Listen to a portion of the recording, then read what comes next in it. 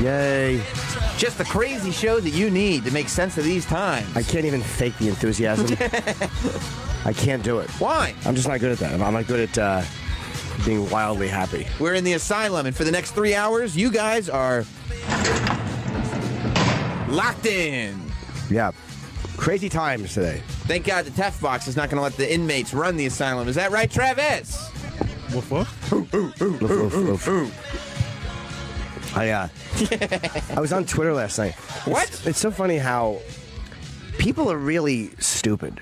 Like, you can't say anything without people just like jumping on you. Were they getting nuts? No, they weren't getting that. They're getting stupid. Twitter's not the asylum because you can't. There's no phones allowed in the asylum. You want to get stupid? Come on, let's get stupid. No, before you come in the asylum, we take everybody's phones and shoelaces, so you can't tweet in the asylum. But you get out of the asylum, you start tweeting. Yeah, they get stupid, and that's where let's go stupid, let's go dumb. All I said was on Twitter that speech was not Trump's best moment. I didn't think it was a particularly good speech. It wasn't the content of what he said. I just thought that he was all over the place, and he seemed like he was frazzled. It was one of the worst. It was a bad speech. It's one of the worst press conferences a president has ever had. And these babies, who I don't care if you're a Trump supporter, that's fine, but don't be such fucking babies. Yeah, but the media, yeah, but I know. That's what we were talking. I just said he didn't look good, frazzled like that. He opens up, and he literally was reminding me of Captain Queeg at the end of fucking the Kane Mutiny. Oh, I was strong. Oh, he was like, please, excuse me, no. And he's repeating himself. Reprimanding reporters. He looked frazzled, regardless of what he was saying. He just didn't, he looked like he was completely thrown into the middle of a party. He sounded like he was trying to be heard over a DJ. So I said it wasn't a good press. It wasn't a good press conference for that reason. Hey, you fake news over there. Fake news over there. And then I even say to someone, because of course a lot of the babies who think, I love these people who think they're alphas. Right. Like, hey, Snowfoot, really? You're the one fucking sniveling over a minor criticism of a guy's performance as the president. Were you called a snowflake? No, but a couple of them were like, hey, it's just these guys that use this fucking fake lingo that they think they know what it means, but they don't. Mm-hmm. And that's you're such a cuck. Yeah, well, that's actually accurate. But I'm like, Jesus Christ, what douchebag. You can't even criticize the performance of the guy in a press conference without fucking hearing shit. That's what we were talking about yesterday. Holy shit. Babies. You have to be, as a Trump supporter, you have to be able to point out when it's like, oh, what's he doing? You know what I mean? You're as bad as everyone you criticized. Yeah. As a supporter of anyone. Right. Yeah, you'd think, because like, part of the Trump movement is that politicians are dirty and not to just blindly follow these politicians because they're lying to you and this and that. And it's gotten weird because Trump has put himself in a position where all these people who are against blindly following politicians will not criticize and are against any criticism of yes. our great, perfect leader. We get it, Obama. I know. I heard you. And I agree with it. Like, the fucking media does stink. And what Trump said wasn't necessarily wrong either. The fucking Daily News sucks dick. He didn't say that the white supremacists were very fine people. I watched he didn't say that. Mm-hmm. He was saying that there were fine people the night before protesting who were just normal citizens who didn't want the statue taken down. He's saying they weren't all white supremacists. Before the white supremacists and the Nazis. He did not say that. Right. They literally are just lying when they say shit like that. But too. he was also being hostile with the press and not clarifying himself. Like, he said, well, no, they weren't all white supremacists and Nazis. Some of them were fine people. And you could hear, like, the press in the press conference going, well, they said they were all white nationalists. And he didn't take a second to say, like, no, let me clarify. Let me communicate with you. Let me be the president here. He's not good at clarifying and that type of stuff. And they stink. Can you watch? I want to watch from the beginning, just for a couple of, not even a couple, just a little bit of the beginning of the press conference. He was just frazzled, and he seemed in the press conference genuinely upset. Yeah, that the statement that he made on Saturday wasn't enough. He seemed, to me, and maybe I'm placing value on stuff that isn't there, but he seemed like he was upset that he had to make his Monday statement, that somebody made him go on Monday and specifically name Nazis and white supremacists. And he was because he doubled down on what he said on Saturday. He should have named them, though. He was wrong to not name them. Very wrong. But they did come after those. A lot of those people were giving their shitheads, and they were having a peaceful protest. And if you're having a peaceful protest and people come at you with clubs, and then they blame your side for the protest, I get what he was saying. I mean, that happens all the time at Klan rallies. People are violent against the Klan, which is fine. I don't have any problem with that. I don't like the Klan, so fuck them.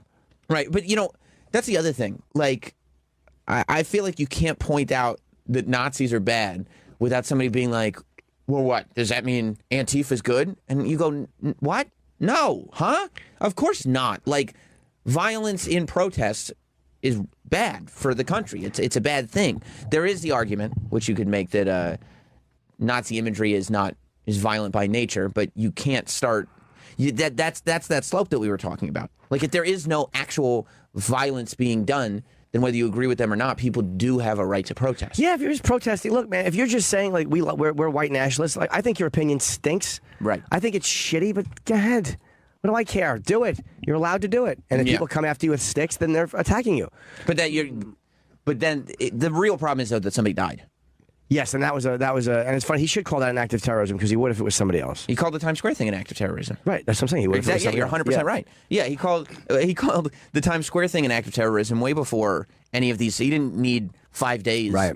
Before he called the Times Square thing an act of terrorism. Like that, he should call that an act of terrorism. And there's a thing that you have to do, though, when you're the president, right, and you see that Americans are all seeing all this Nazi imagery and these terrible slogans. Vice. Did you watch the Vice thing that they put out? So Vice was on the scene. I watched it this morning. Yeah. Insane. Vice was on the scene. I can't believe the access that they had. Vice had a reporter with the white nationalists in Charlottesville and a camera person. And, like, there were a lot of them. They weren't bluffing. There were 150 or more of these white nationalists that had come together from all parts of the country. Some guys were coming from Canada and driving in. Like, people drove 12 hours. It was a big assembly of these people, and they were absolutely marching down the street, saying things about Jews and marching and yelling these white supremacist slogans and making it clear that they were against all minorities and blacks and Jews and everyone. Yeah, those guys are just assholes. They're just fucking assholes. Right, but so when you see all this, right? And when this is out there, the president, part of the thing is that you have to just relax people a little bit. You know what I mean? People are supposed to look at the president as a leader. That's what Obama should have done. That's why I thought, and a lot of people thought, that he was so soft on terrorists, because, like, you'd have a terrorist attack and he wouldn't say what it was, and it would drive people crazy because they're like, we see what's going on. We see it, and you won't call it what it is, and we feel like we're not being represented, we're not being led, and the right targets are not being targeted. And it's the same thing here. Like, in this specific instance, because there's been plenty of talk about Antifa, and you do have to talk about Antifa, and you should keep talking about Antifa, and anybody that thinks it's American to have violence in protests, even if it's something you don't agree with, or even if you think it's fascism. I understand fascism is not American, but a bunch of, young people waving communist flags, I'm not trusting them to just, you tell me what's fascism and you can be violent against it for me. Yeah, I'll trust you on that. No problem. Like, yeah, call it out. But when you've got Charlottesville going on, the president has got to just go up there and be like, hey, everybody, Nazis are bad. And that's it. Just say that. Just let that be the thing. Yeah, he's really not good at. He's just not good. He's not good at comforting people when you need calm. He stinks at it. And there's someone on the. Well, I want to play the beginning of this press conference, but this guy is saying he's sick of the negative about Trump. Like, it's amazing. Hello, Scott in Wisconsin. Yeah, it's not that hard. So giggle all you want. The reason why you're getting such a strong backlash whenever you say anything when Trump acts like a blithering idiot, yeah, because of the simple fact that that's all it is negative, negative, negative. Well, you said he was going to do this. You said, Sam just did it the other day. Dude hasn't even been a president for a year. The differences of way things are being treated as far as, Black Lives Matter movement, Black Power, Black everything else, Obama didn't come out and condemn any of that. What's that got to do with Trump right now? Like, I know what you're saying. What's that got to do? But because all right, I'm letting you finish. Now Trump doesn't go after the way he absolutely should have, and I agree with you. I'm just saying the reason why you're getting such backlash is because the people that do support him are tired of hearing all the negative constantly about him in the main media. Do you think that it's not that freaking hard to understand? Yeah, but this is kind of. Do you really think that the fucking Black Lives Matter, who I guess they're a newer? Do you really think they have the same history as the Klan and the Nazis? No, but Black Power does. No, they don't. No, it doesn't. No, they don't. Yes, they do. Come on now. I'm not saying they had just as much. I'm not saying they have. I mean, they did. No, they didn't. They don't, dude. What these fucking idiots were doing down in Charlottesville is good. I'm not at all. It's a two-part thing. What I was talking about is anytime you say anything negative about the president now, because of all the negativity that the left and the mainstream media has done, people are going to. Well, then how about being big boys and girls? All right, dude. How about separating people? How about separating people? I've said that he's doing good with certain things. I agree with what he said about a lot of the blame does go on both sides because it was not just a bunch of Nazis attacking people. They were being attacked too. There were people behaving violently there. All right, fine. But that doesn't mean that you can't criticize his behavior in a press conference and these fucking babies get mad at you. It's just exhausting. For sure. Right, I agree. I'm just saying that the only reason why people get irritated about it is because that's why you can't say nothing now because it went so far to one side, and then if you say something, you're getting a bunch of backlash on Twitter, which you should be able to. I don't give a shit. I don't care. I don't really care what the back. Honestly, I don't care. I'm just making the point that just these guys that think they're these alphas are just fucking little babies who don't want their guy criticized. All right, thank you, Scott. I appreciate it. And I mean, and it's a good point about Obama, but I mean, we said it yesterday. To criticize Obama about being light on Black Lives Matter and then letting Trump off the hook for being light on the Nazis is about as hypocritical as you can be. Right? Yeah, but I don't even look at Black Lives Matter in the same thing as the Nazis. It's not even close. The Nazis bring something out of people. They have a long history of being really cunts. Black Lives Matter is like the majority of the Black Lives Matter group is non-violent. Like there's a sect of Black Lives Matter that has become violent in protest, but the message of Black Lives Matter isn't necessarily violent. Like they're not sitting there and going like, yeah, let's get all the white people out of here. Let's kill white people. They're less than us. They don't matter. Let's get them the fuck out of here. It's not Black Lives Matter and nobody else does. Yeah, I mean, if you watch that Vice show from last night, you could easily just take, the comments of 3 or 4 white nationalists and be like, all white people are terrible. Yes, exactly. And that's what it would be. It would be like doing like that guy from the Daily Stormer in the van. Exactly. Like doing Was he a good guy? Nope. Doing what people do to Black Lives Matter in terms of just saying like this is a violent terrorist organization would be like if you take one of these Daily Stormer guys, which some people do, and it's wrong. If you take one of these guys who really doesn't represent himself well, but also says he's a supporter of Trump. Unless he thinks that he is representing himself well. I think he does. Yeah, he seemed to be, really down with the cause. But it'd be like if you said those are Trump supporters. All Trump supporters are that guy, and they're violent and they're Nazis. And people do that. People definitely do that. But that's wrong. Yeah. And so any Trump supporter that then does the same thing to Black Lives Matter people is out of their mind. And it's also that this knee-jerk reaction now to criticism on both sides is always, oh, yeah, well, what about... Yeah. Well, what about Obama? It's well, what about you're not even listening to the argument being made about a specific thing. It's just, well, what about your side? Which is why it's so frustrating to watch Trump kids do. Not be. Yeah, it's what children do, and Trump can't address the fact that people who support him, not all the people who support him, but just this group of Nazis and white supremacists who support him, did a terrible, ugly thing over the weekend, and for right now, for this incident. That's exactly what should be addressed. There's no reason to bring up the fact that, well, and you got to protect these statues, and there's evil on all sides, and sometimes you just have to say, Nazis are super shitty, and I wish there were none in America. Yeah, he just doesn't handle this. Let's watch the beginning of this press conference. It's just his demeanor that I was criticizing. He's just not looking presidential. He's not. And they're like, yeah, but wouldn't you? Yes, I would.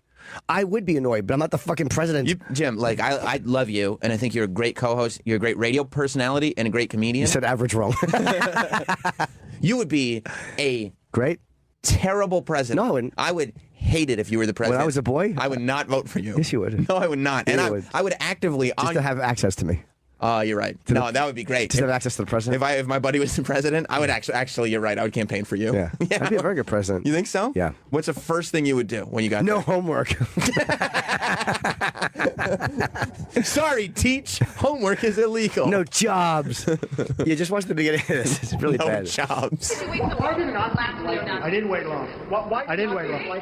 I didn't wait long. I wanted to make sure, unlike most politicians, that what I said was correct, not make a quick statement. The statement I made on Saturday, the first statement, was a fine statement. But you don't make statements that direct unless you know the facts. It takes a little while to get the facts. You still don't know the facts. And it's a very, very important process to me. And it's a very important statement. So I don't want to go quickly and just make a statement for the sake of making a political statement. I want to know the facts. Right, so right now, great. So far, great. Well, it was a fine statement. Is not the best thing, but he's going off the cuff. It was a fine statement. Is pretty bad. That's pretty bad. It's very, very contentious with the press. And this thing of like, well, I wanted to make sure I had all the facts before I spoke. It's not exactly what Donald Trump is known for. No, it's not. But I mean, in this moment, I'm okay with this so far. It was a fine... You shouldn't quote your own statement as, it was a fine statement. That's right. Not good. But so far, I'm okay with this. It's been universally criticized. And he's like, well, here's the thing about the critics. they were wrong. Statement was actually a fine statement. He wants to have clarity. I don't mind him wanting to have clarity before he speaks about this. Okay. Yeah, but it was pretty clear cut. I mean, even his wife put out a statement hours before he did. His daughter did too. Yeah, like it wasn't something that you needed the facts for. Also, his wife's statement and his daughter's statement were both better than his. Much better. Much better. I think he wanted to know who started the violence. That's my guess. Before he said he wanted to know were these guys marching peacefully and then getting attacked. I think I think he wanted to know. That's my guess. I get that, but there is this prevailing theory that a United States president is pretty safe when he goes, no matter what the consequence, Nazis never have a place in America. You probably are going to be okay. Yeah. If you say that. Agreed. Go back to my. In fact, I brought it. This is where he reminded me of Captain Queeg. He's got his statement with him? They said it was a key, and there was how many portions did you? And he's like looking at the paper. This is where he kind of started unraveling when he pulls the paper out. He probably tucked a statement in his pocket going like, wait till they get a load of me. Dude, you're not going to have that moment. I'm saying dude to the president. Yeah. You're not going to have that moment where everyone goes, oh my God, he's right. Like what he's unraveling, because this is what happens on Twitter. This is why a lot of times I have... like sometimes, like when you try to avoid arguments on Twitter because it just spirals, and there's never going to be that moment where they all read what you said and all get it, and you get frustrated and angry, and that's what what's happening to him. I had to delete a tweet last night because I tweeted out.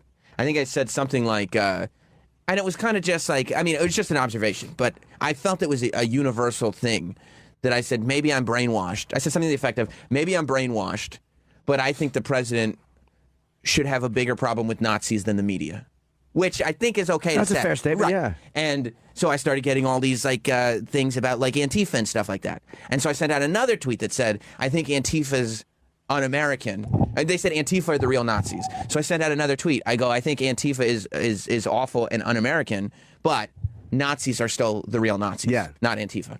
And it just got, because those two tweets existed, everything got so convoluted and confused.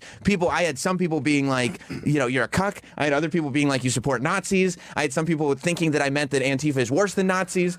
So I deleted the Antifa tweet. It's not even worth it. I deleted the Antifa tweet entirely and just let my original statement of, I think Nazis are worse than the media. That's my Twitter statement. Good night, everybody. Good night. I don't mind that when they start, like, sometimes everyone starts unraveling and fighting with each other. And then I respond once or twice if there's something, and then I just leave it. Like, go ahead. And then, fucking yell at each other. Go ahead. I don't care. Get mad. But there were people, even my statement of, I think Nazis are worse than the media, not everybody agreed with me on that. No. Which is, I mean, a little, I don't know, short-sighted. Watch him unravel a bit. How can anyone think that this looks good for the president? Come on. He's right, I brought it. Who did you bring it with? As I said on, remember this Saturday. By the way, he's got his hand up. He's got his hand up like a grade school teacher that goes, when my hand is up, it's quiet. Hand goes up. You guys are quiet when the hand's up. He just wants to say that one thing that everyone goes, my God, you're right. He loves good news. He wants universal acceptance. Have you heard about his good news folders? No. You heard about that, right? Yeah. Twice a day, he has delivered good news folders where people, I think at like 8:30 a.m. and 4:30 p.m., something like that, he has delivered a folder at each of those times, and the folder is printouts of good things people are reporting about him. And photos where he looks good. And photos where he looks good and presidential. Like he gets his good news folders twice a day. And there's no bad news folders. It's just... And I 100% believe that. Me too. And I don't believe that he asked for it. I believe that his staff probably said, like, hey, we have to do something because he's going nuts. Let's give him a lot of good news every day. Is that possibly because, again, just play devil's advocate, is that possibly because he's not getting any good coverage? Some of it's justified, and a lot of it's not justified. Like, they're not saying anything good that he's doing. So is it possible that he's like, once in a while, like, all right, you're not you did... The stock market is doing great. There are new jobs coming. Like, we have to show some things that he's doing right because the press just won't talk about it. Fox and Friends is still being very nice to him. I'm sure they are. There's still some coverage. Like, he can find shows. Even some of the people on Fox, though, after this one. Like, I was watching The Specialist last night. With Kat, right? Kat Tim. Yeah. She was great last night. But she was like, I can't even believe this is real life anymore. You know, it's funny, when I first watched this, and I tweeted, it wasn't his best moment, what I was going to tweet was, looks like something out of a movie. Yeah. Like, it looks like a parody of a guy playing a president falling apart. And again, it's a hard job. I mean, you're not a politician. It's a very difficult job, and you're the focal point of everyone's anger. You're the last. The buck stops here. You're the guy. So I don't think he's handling that particularly well. And by the way, I watched that movie Idiocracy recently, finally, because everybody compares this to Idiocracy. This isn't that much like Idiocracy. Everybody just tries to say that to sound like smart and like they watch movies. This is kind of different than that. I watched it. It was. I get that the president there was stupid, and Donald Trump comes off as stupid. But this isn't that much like Idiocracy. I never saw it. Yeah, I mean it's good. It's a Mike Judge movie, so obviously it's good, and it's funny that the world just degenerates into big fat like guys that can't even talk. But this isn't quite that. Well, watch this for a minute. He just, again, the press is being very abrasive too, but he's just not handling them well. No, it's We not. condemn in the strongest possible terms this egregious display of hatred, bigotry, and violence. It has no place in America. And then I went on from there. Now, here's the thing. Excuse me. Take it nice and easy. Like that. Take it nice and is easy. not that face. That's not good. Yeah. When like the reporters are like, so the reporters are probably going to ask, well, Donald, in that statement, when you say that, it sounds like you think that prejudice against racial groups is bad, but also prejudice against Nazis are bad, and maybe prejudice against Nazis isn't that bad, or something to that effect. But before they can get the question out, he makes this face like, "Hey, asshole, why don't you just pipe down?" And then he puts his hand up and he goes, "Take it nice and easy, nice and easy." Like it's just so dismissive and condescending, and like I'm the president, and you guys are a bunch of rats. You're the fake news. Yeah. All right. Here's the thing.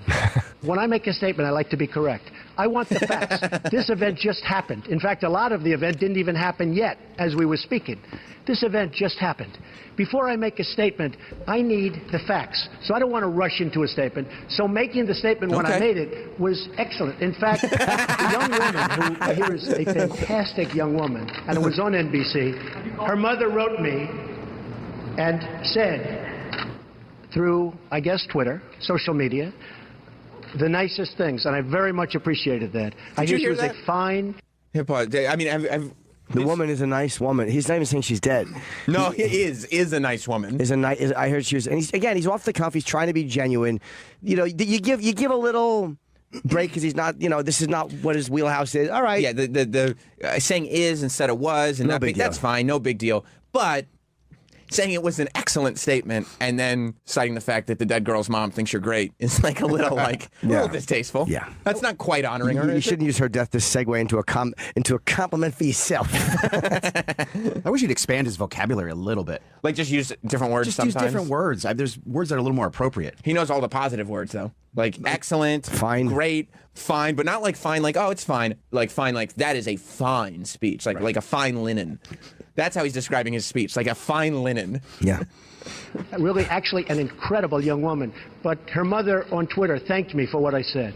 And honestly, if the press were not fake and if it was honest, the press would have said what I said was very nice. But unlike you and unlike... So the thinking here is that here's my statement. If you like it, you're simply reporting the news. If you don't like it, fake. You are fake. Yeah. And you are liars. How can anybody, even if you like the guy, think this is a good moment? You can't think this is a good moment. I'm not even saying that what he's saying is 100% wrong. It's not. Some of the stuff he says in this, and he does not call white supremacists fine people. That's a lie. The Daily News blatantly lied by saying that. He does not say that. He doesn't say that. No, they're liars. And he's right that they're liars. But just as his demeanor is... I mean, he said that they were fine people on both sides. No. But what he was clarifying, he was trying really hard. He was saying that before the Nazis... And he separated them from the white supremacists. He was saying that there were people who just didn't want those statues taken down because it's a part of their culture, a part of whatever he was saying. Yeah, he was saying there were some fine people. There were people who were protesting the statue being taken down that were not white supremacists or Nazis. Yeah, he separated them. I don't know if that's true. I don't know. He's saying the night before it was a quieter protest. They just didn't want these statues taken down. I'm just the night before was 100% white supremacist. It was. I saw the Vice thing, and to be fair to Trump, and I'm not this sort of. There were lots of Nazis the night before. I'm sure there were. I don't know if it was 100%, but all the people. I'm pretty sure it was a Nazi march.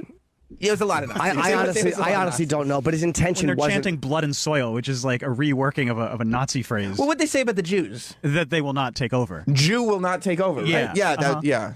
Yeah, maybe. Well, then that's bad. But but in his statement, by the way, what you just did just now was more presidential than Donald Trump. Like we were like, well, it was Nazis talking about Jews, and you were like, okay, that's pretty bad. Like that, he hasn't gotten there yet. But he wasn't trying to call Nazis or white supremacists fine people. He purposely separated them.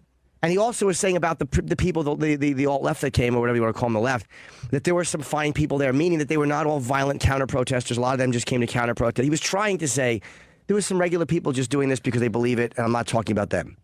Yeah, I mean, he's not wrong. No, he's not. But they said that he's saying white supremacists are fine people, and he just wasn't. They're He fucking wasn't liars. He wasn't eloquent with how he said it. Exactly. You were a little more eloquent just now. Well, I told you I'd be a good president. Better. Yeah, I think I'm so. good. I think so. You do. You do have a charming way about you. I make excellent statements. That girl who got run over, Yeah. her mom liked my tweet.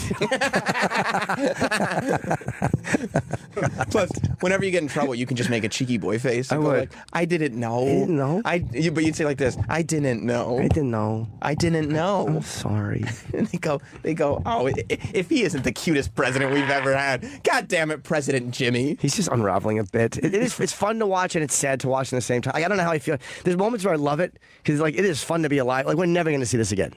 Here's when I'm watching it alone, I'm in the middle of like laughing and being like, oh my God, what is happening?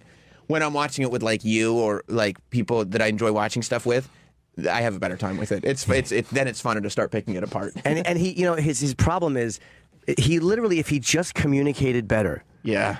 He would be 50% better in the eyes of everybody if he just communicated better. Nothing to do with his ideals, nothing to do with his policies. If he just communicated better. Ronald Reagan had very controversial oh my God. policies. Dude, he wanted to call fucking ketchup a vegetable in school lunches. Yeah, but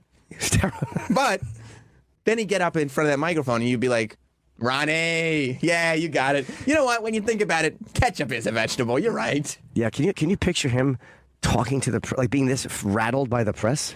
I mean, anybody that doesn't think ketchup is a vegetable is fake. It's like, what are you talking about, Don? Yeah, he wouldn't. He just handled it better. Yeah.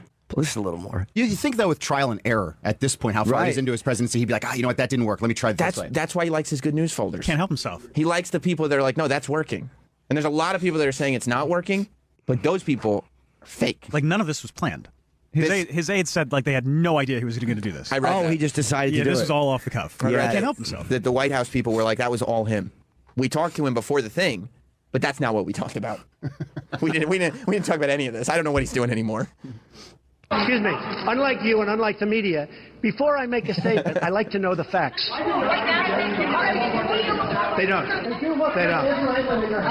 Here's Andrew Langland. How about a couple of infrastructure questions? How about a couple of infrastructure questions? He's like, let's move on from all this Charlottesville talk. I did not come to New York City to talk about Charlottesville. Let's talk about these highways, huh? Yeah, look, we know about the Nazis and the girl being run over, but who wants to know about the GW bridge? Come on, nobody wants to ask about that. Have we seen? Did we not get through the winter and far less potholes, huh? On a local level, are we not doing great? I think the infrastructure is a fine infrastructure. And I think we're pretty fair to him and pretty fair to the other side. And still, no matter what you say, people think that you're making a sweeping indictment that's 100% one. You can't say anything without people thinking you're this or you're that, and that's the end of it. Right. There's no middle ground. So in a way, which is what I've always liked about him, he's a great representative of kind of what we are. He's all over the place. He's fucking. He says this, then he says that. He's constantly he's frazzled. He's a great representative for America. I do, and I do think that the people that are going, there is no alt left. Like, there's nothing named the alt left, but you know what he's talking about. And there is. Maybe it's not quite as vocal on social media as the alt right, but I've seen it in protests. I mean, when he got inaugurated, there was violence. Like, that I would consider the alt left. There is a violent extreme left. Berkeley was repulsive. Yes, they were repulsive. And the people who don't acknowledge that at all I feel like they don't even realize that they're the same as Trump. Like, it's the same. Either end of the spectrum is exactly the same. Like, the Nazis are easy. Yeah, we know that. I think the Nazis are shitty. I think they're fucking. Do? Yeah, like they're fucking. Their whole mentality, the whole white power mentality, the whole white nationalism thing. It annoys me. I've heard what they've said. I can get behind you, and as I reject president. it. You know what I mean? I don't need them silenced. I heard it, and I think it stinks. You reject white supremacy? Yeah. I can get behind you then as a candidate for presidency. But I mean, like, I'm a big boy. I heard it, and I think it stinks. Right. I think it's a shitty idea, and I think it's ugly, and it's bigoted, and it just doesn't make sense to me. Right. I don't know. I kind of give everyone else the same credit too. Go ahead, hear the message. Go listen to it. You think that dumb shit is accurate? Follow it. I agree with you on that. About the bigoted stuff. Do you think people were as blinded by Obama as they are for Trump too? No. Anytime, because Obama could never do any wrong either. People who loved Obama loved him the way Trump people love him, but Obama was just kind of delivering things a little better. Yeah, of course. Like, even when they were criticizing him, he didn't react frazzled. If Trump handled it that way, he would have so much more respect from people, and it'd be so much harder to come after him. But it's fun to get him riled up. Like, you couldn't get Obama riled up. And Obama was like as bad as any other president. I would put Obama right there with every other president we've ever had. Like, there's that thing. And I could see blindly following any other president we've ever had because he works for the Democrats, he works for the Republicans, that's the American president, blah, blah, blah. There's now a lunatic who's arguing with the press because of Nazis. Like, and so when that guy, the problem is like the blind following that's going on now is going on the extreme sides of each thing. Whereas Obama, Obama's not on the extreme end of the spectrum. Trump just doesn't know how to fucking. He doesn't know how to just kind of go like, all right, let me just take a second here. Yeah. Like, I wish he did, and I'm doing stuff on my act, and I'm not doing my act now, but like about it's not only do a little of it. It's not. I like it. What is it when you're checked in? But it's not only when he's being controversial. Like even when he was trying to do the Manchester statements, he just doesn't say the right thing. And he called them evil loser. Like, he means well sometimes. He's just not a great communicator. Oh, yeah, when he called the terrorists. I'm not even going to call them monsters. I'm going to call them losers because that's what they are. And then on, like, Holocaust Remembrance Day, he didn't even say anything about Jewish people specifically. Yeah, like, there's times where it's okay to be specific. Well, a lot of people suffered.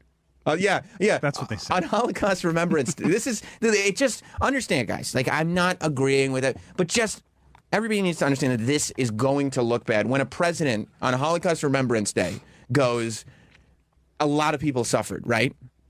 Then when there's a terrorist attack, he goes, that's definitely Muslim extremism. Then when there's Nazis marching and killing somebody, he goes, there's evil on a lot of sides. Like, take the Holocaust thing and the Nazi thing, and understand that some people may get a certain idea about this guy. Accurate or not, that's where those statements lead. I don't think people are being too hard on him. It's just that he makes it so easy. Yeah, of course. I don't think they're being too hard on him at all. And one guy, now this guy, I have to go to Francis real quick because he's been on hold for a while. Hi, Pee-wee. Francis on the island. Hello, Francis. Hey, boys, let's move on to an important story. I'm pretty sure the call screeners at Covino and Rich have a whole list of all of Jim's scandals. I called in as Lyle, got hung up on promptly. I was only able to get in as Todd from New York and talked about blueberries being a standalone fruit. They had no clue what I was talking about. Did some radio hack thing like, oh, who blew berry? Fucking repulsive. I'll try a little harder today, boys. All right. You called it as Fez. It's very fun. I love it. I love that the mutants... the mutants are active. It's just so silly. It's so funny. So silly. The guy that did the Edgar call found me on Instagram, and he was so proud of himself. He should have been. Yeah, I mean, what a silly goof. Somebody called in to Nick DiPaolo as Edgar last night, too. I didn't hear that call. You know what? As far as I'm concerned, I love Nick. Honestly, I like every show on the channel. Call into all of them. Call into every single one. It's just funny. I laugh so hard when I see on Twitter Edgar called into it and I see a show just... Look, I'll say this. I don't want to encourage anybody's show getting disrupted. But if you tweet me a call of you doing one of the characters on somebody else's radio show on this channel, we'll play it on the air. I don't want to encourage it, but we'll play all of them on the air. Just another second of this. I'm enjoying this. Let's hear this. What? CEO of Walmart said she missed a critical opportunity to help bring the country together. Did you? Not at all. I think the country, look, you take a look. I've created over 1 million jobs since I'm president. The country is booming. The stock market is setting records. We have the highest employment numbers we've ever had in the history of our country. Wow. We're doing record business. We have the highest levels of enthusiasm. So the head of Walmart, who I'm guessing economically and looking forward. Because his approval rating's in the garbage. But all this stuff he's saying about creating jobs, that's great stuff. He makes a good point later. I'm not going to watch the whole thing about how racial problems, wait till people have jobs, how much less they'll be. He's a little wrong about it and he's a little right, but people do want good jobs and good paying jobs, and he is bringing them back. I mean, and he's not getting any credit for that. If there wasn't this undercurrent of Nazism and white supremacy, and then also, I guess, Antifa and all that stuff, if that undercurrent wasn't there, then he'd be right. Like, he's just got to address the other stuff better. Right. When there are jobs, racial issues become less of a big deal. Do you think they affect his enthusiasm ratings? That's not a thing. I don't know what he's talking about. He just said it, though. Enthusiasm ratings. He's got his approval rating is low. Yeah, but what's his enthusiasm rating? That's not a thing. I saw it in the good news folder. My enthusiasm rating. Now, enthusiasm is positive and negative, right? So does that just mean like a lot of people are tweeting about him? Because that is true. Yeah. My enthusiasm. I love that. Like, it's never enough. Like, it always goes unchecked, too. It's never enough. He can never just say jobs are better and the stock market is great. Because those are things that numerically you can check him on. Jobs are better, stock market is great. But 2 isn't enough. you have to have another thing. Rule of 3. Right. So he goes, also enthusiasm is through the roof. For what? It's like a kid who's trying to fill the amount of words that you need for a college paper. It's like a kid trying to justify reasons why his bedtime should be later. Because, number one, we'll get to spend more time together as a family. Number 2, I'll get to wind down more after dinner. And number 3, I'll be more tired with less sleep. And you're like, wait, what was that third one? That wasn't good. Yeah. Watch more? Yeah. A little bit. I Who think I so. know, who's a very nice guy, was making a political statement. I mean, I do it the same way, and you know why? Because I want to make sure, when I make a statement, that the statement is correct. And there was no way of making a correct statement that early. I had to see the facts, unlike a lot of reporters. I didn't know David Duke was there. I wanted to see the facts. And the facts, as they started coming out, were very well stated. In fact, everybody said his statement was beautiful. If he would have made it sooner, that would have been good. I couldn't have made it sooner because I didn't know They're all talking of the about facts. the one he made yesterday. No. They're talking about. He's talking about his original one. Saturdays. They're all talking about Saturdays. Wait, I thought he was talking about No, I think he's talking about when he might be talking condemned about Nazis. that, but nobody else is talking about that. Okay, yeah, no, he's talking when he condemned the Nazis. He's just making that up then. Because nobody asked him about the Monday statement. Everybody's like, the statement you made where you did not say this. And he was like, yeah, it's beautiful, but I should have come quicker. Now he's talking about Monday statement, but nobody else is. They're talking about Saturday. Yeah, they are. They are. Frankly, people still don't know all of the facts. It was very important. Excuse me. It was very important to me to get the facts out and correctly, because if I would have made a fast statement, and the first statement was made without knowing much other than what we were seeing. The second statement was made after with knowledge, with great knowledge. There's still things, there's still things that people don't know. I want to Do you make like a that he said statement. great knowledge? It's so much I like it. It's so funny.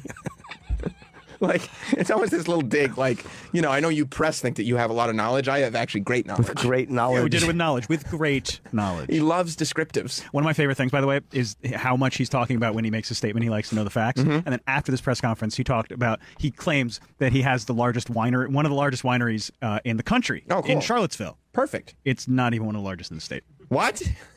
Was the state known for specifically large wineries then? I mean, they have larger wineries than his. Oh, shit. He doesn't have the largest winery? No, but it's He said he did, though? Yeah, you can't just say that after saying, when I make a statement, I want to know the facts. He's giving a little incorrect information. That's not his. That's not on Trump. That's not on him. Somebody, he was given, they slipped him the wrong paper in the good news folder. You're saying he didn't have great knowledge? He did not have great knowledge.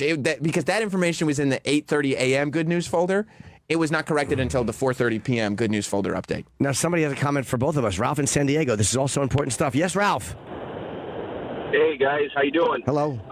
There's a couple of podcasters out there that are kind of taking some bits from you guys. They got an intern that blows dudes. They got another guy that works for them named Bratwurst, and they also use a lot of the quotes from this show. Like when you and Dan Soder were using the impressions, they always use the cup of coffee bit.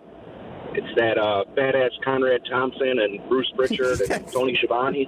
I'm not familiar. I don't think the Bratwurst. Who are they? Conrad and Bruce are both friends of mine, and they do not steal bits from us. Yeah, but we got a guy named Bratwurst. They don't have an intern at all.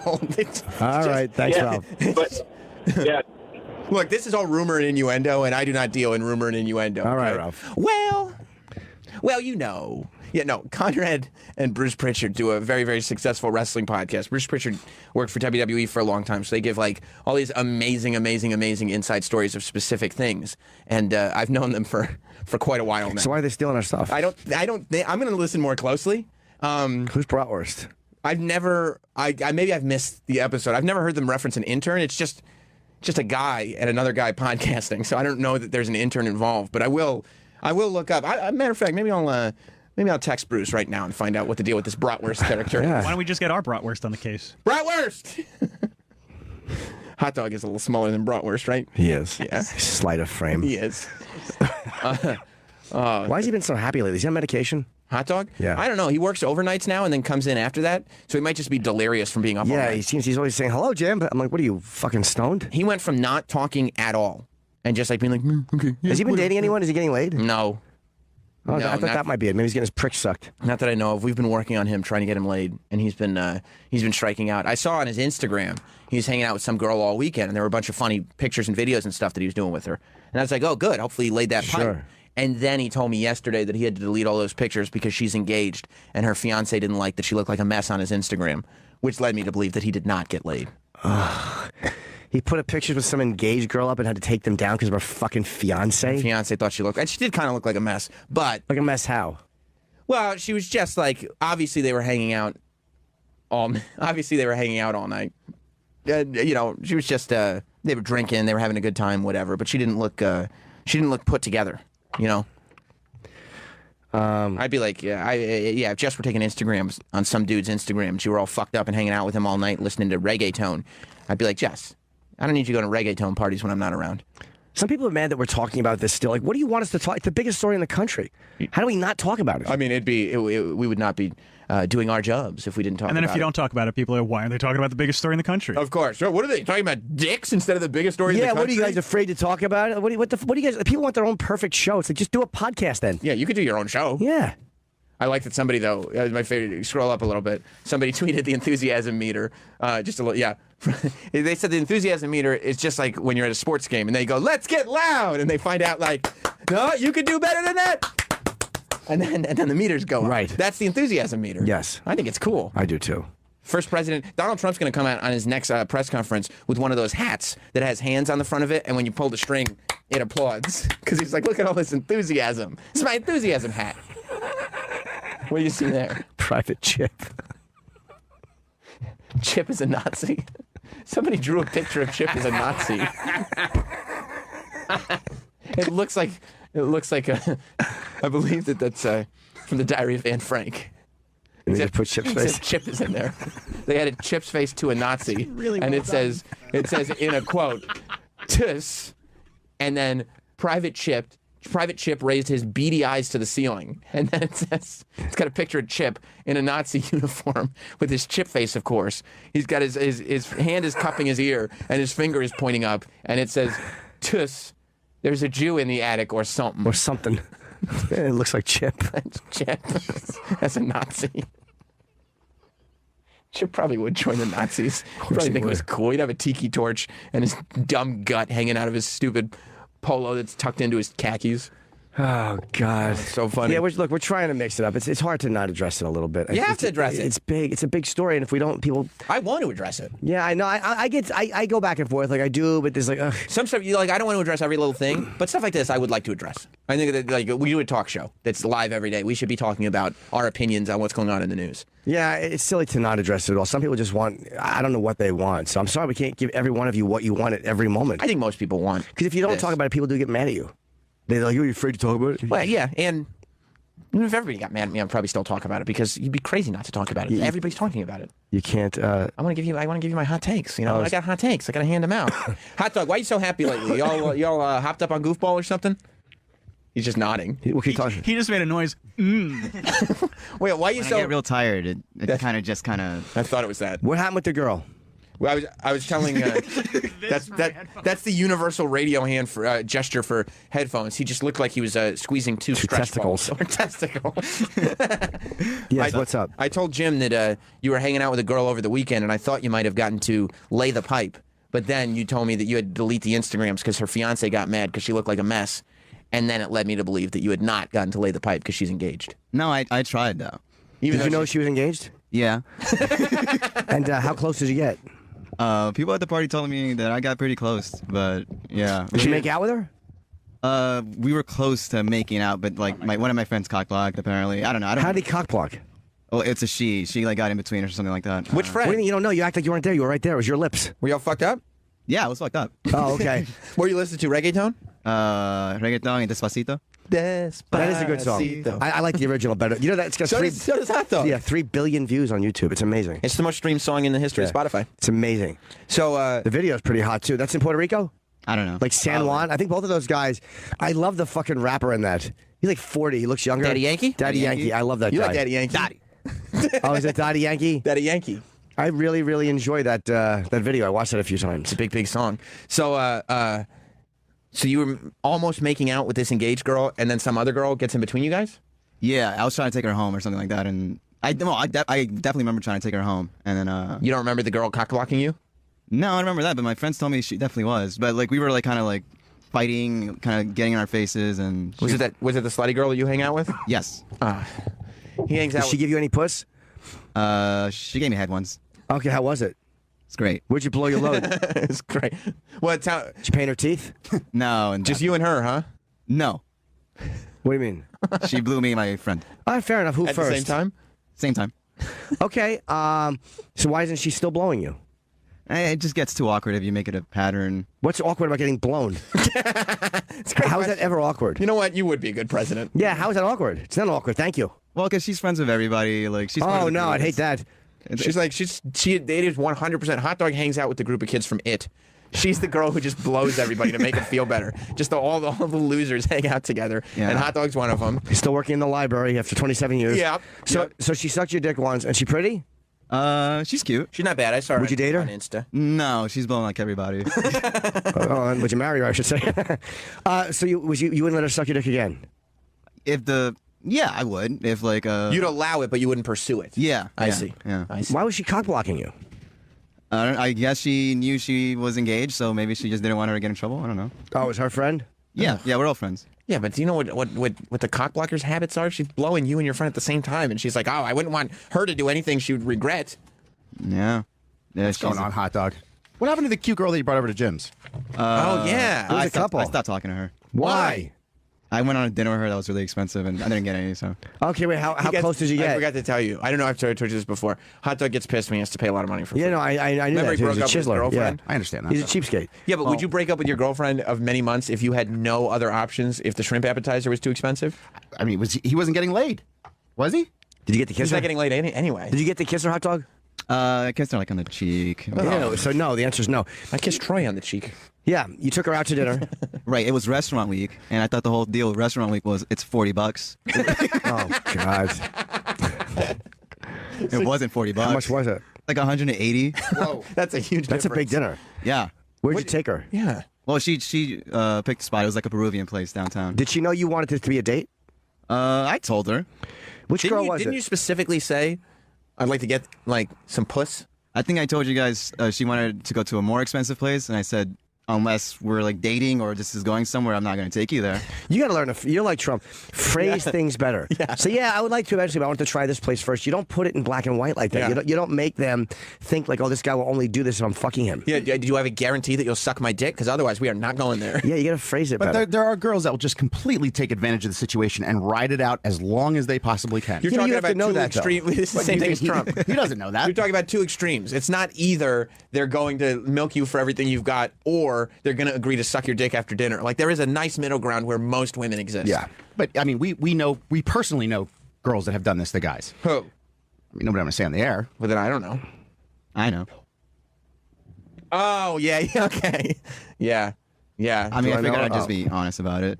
I wasn't going to take her to like spend $600 on it. Why don't you find a girl you can take? There's an Applebee's in Times Square. Eating good in the neighborhood.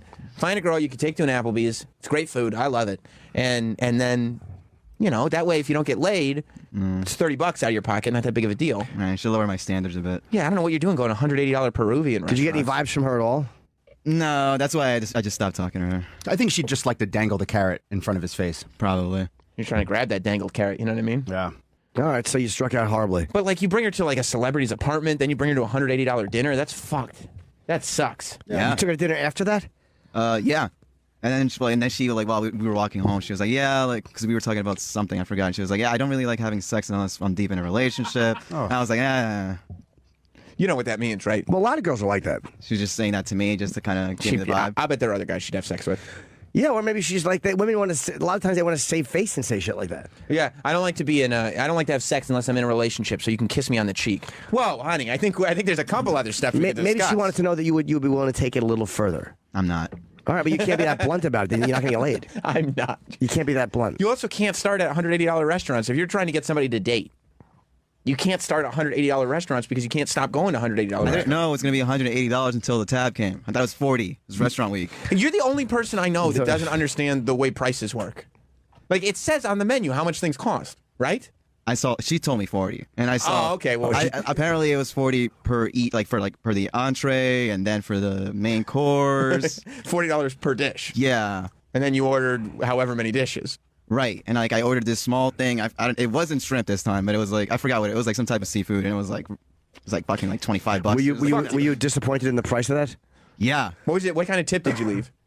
Like $20 on 180. Is that good? No, it's fucking horrible. That's like a 10% tip. I'm not a good tipper. No, obviously not. No. Why? Mm-hmm. He doesn't like to. He doesn't even like to. I don't believe in it. He doesn't even like to pay for food. You don't believe in it? No. I told Sam before. Sometimes I'll tip the Chinese people when I order Chinese food, but not all the time. I don't want to get them used to it. That's crazy. People are handling your food. You should be a good tipper if you want people to handle your food properly. If you're seeing them consistently, You got to tip delivery guys. I mean, delivery guys know that. Though. So a pizza guy by me, he tried a trick, and I knew what he was doing. He came to my door, he dropped off the pizza, and he was like, "Hey, didn't I see you in the shop the other day?" Like, as in, like, I know who you are.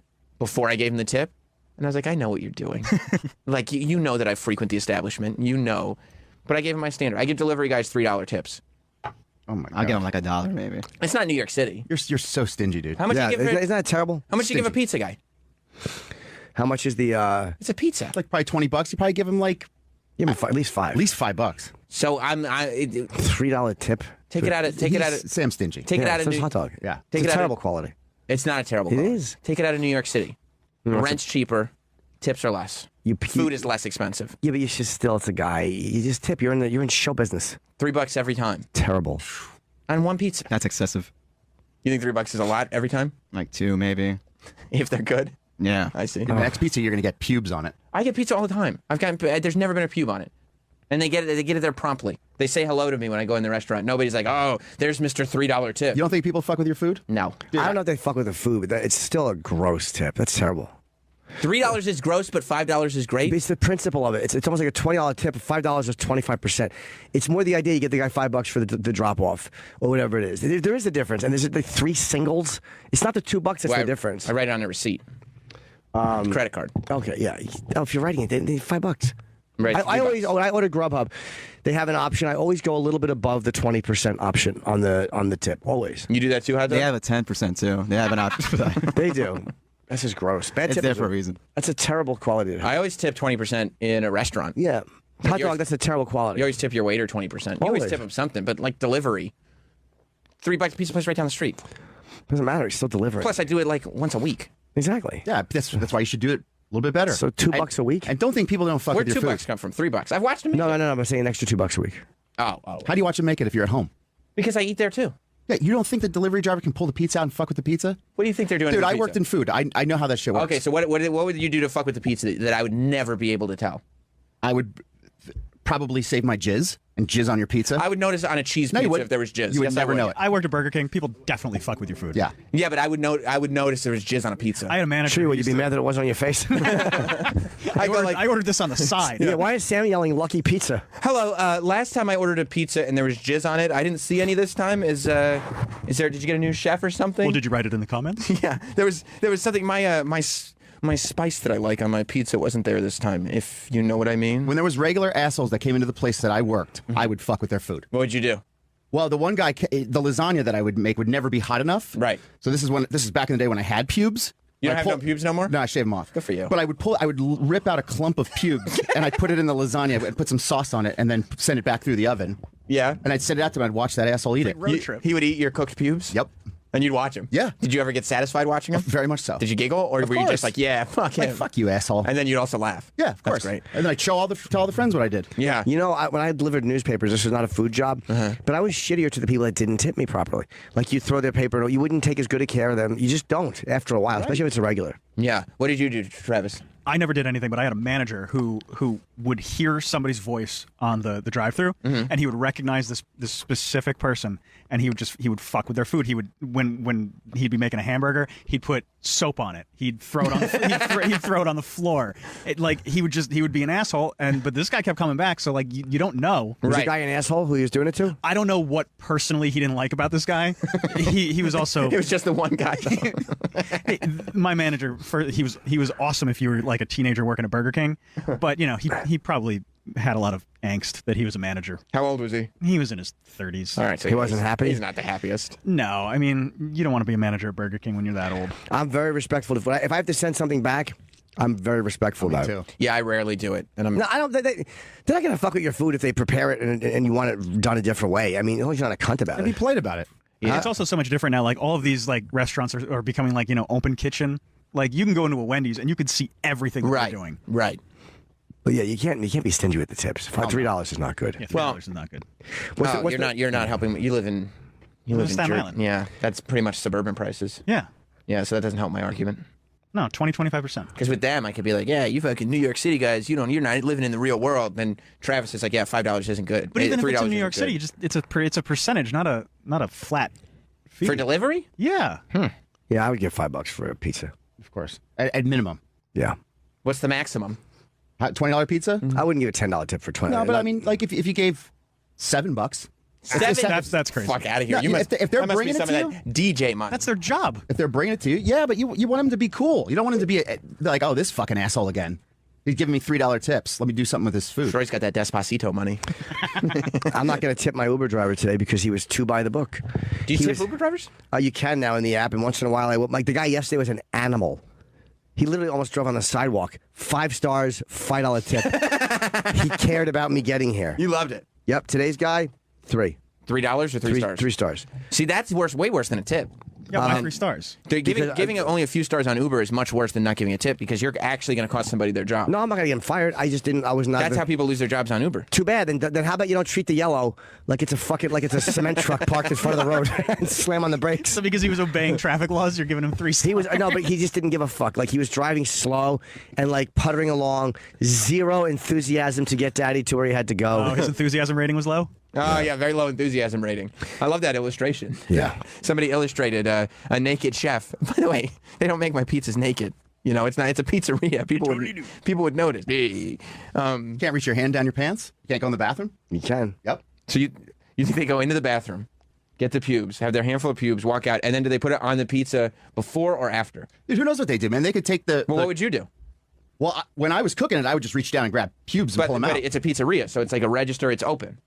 So how would you get the pubes on the pizza? You could turn your back, act like you're scratching yourself, or walk. Say you're going into the refrigerator. You think that it's a good? You don't think they have a refrigerator you can? No, walk they into? do have a back room. Yeah, go in the walk-in fridge. So you would go in the back, pull your pubes out, hold them, and then at what point in the process would you put the pubes on?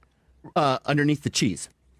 Oh yeah. So you put the sauce down, like you'd sauce the pizza, you'd be holding your pubes in your fist because you can't leave a sauced pizza out there. Right. So you get your pubes, or you sauce the pizza, go grab your pubes, come back, put the cheese on. Like, don't fuck with this pizza. I just sauced it. I got to go do something, but I'm going to put the cheese on. No, it's that. They'll be like, it's that stingy asshole, Sam Roberts. That's his pizza. Hang right here. Oh, you mean the dickhead from that apartment? Yeah. Or they can spit on it. They can spit in your cheese without you ever knowing it. If they're spitting on the sauce, they're going to cook it in. You'll never know it. If they spit and then they cook it, it doesn't matter. It does. You still eat someone's gross. spit. Nah. Dude, you're full shit. You ever smell someone's plaque breath? Picture someone's plaque breath hawking a loogie on your pizza. I've had to smell people's bad breath before. How about tartar breath?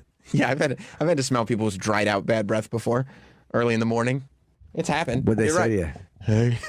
It was dry. So dry. And the iced teas don't help. But regardless, that's not, we're talking about pizzas here. Yeah. My manager would also, you used to be able to smoke. But I'd find pubes in my pizza. You could smoke in the office in Burger King, which was basically in the kitchen. Like, this is the 90s. Right, okay. Like, you could almost still smoke in Burger Kings and sure. Like that. He used to put his cigarette ashes in the guy's food. Oh yeah, I worked at a place where they did that. Yeah. Oh really? To who?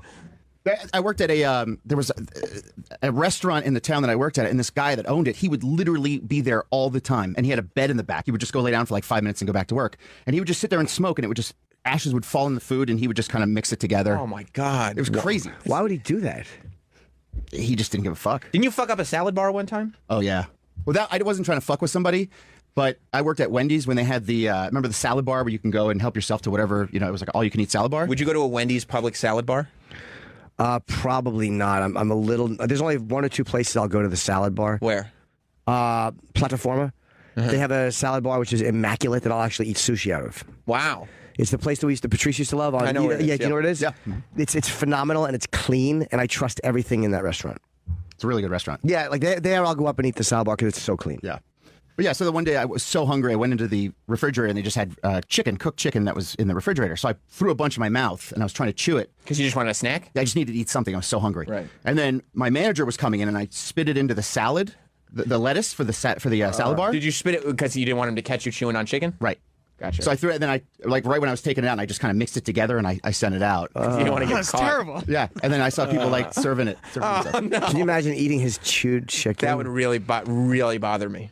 Maybe that's really what bother me. Maybe that's what they do. You think so? Maybe someone blows a snot rocket in your fucking pizza yeah. on the cheese. I would hate that. I hope not. That's what you get for fucking $5, Being $3. stingy. Yeah. $3. Being stingy. Saving your $2. Real good. You think? What would you do? Okay. All right, Troy. You're a pizza delivery guy.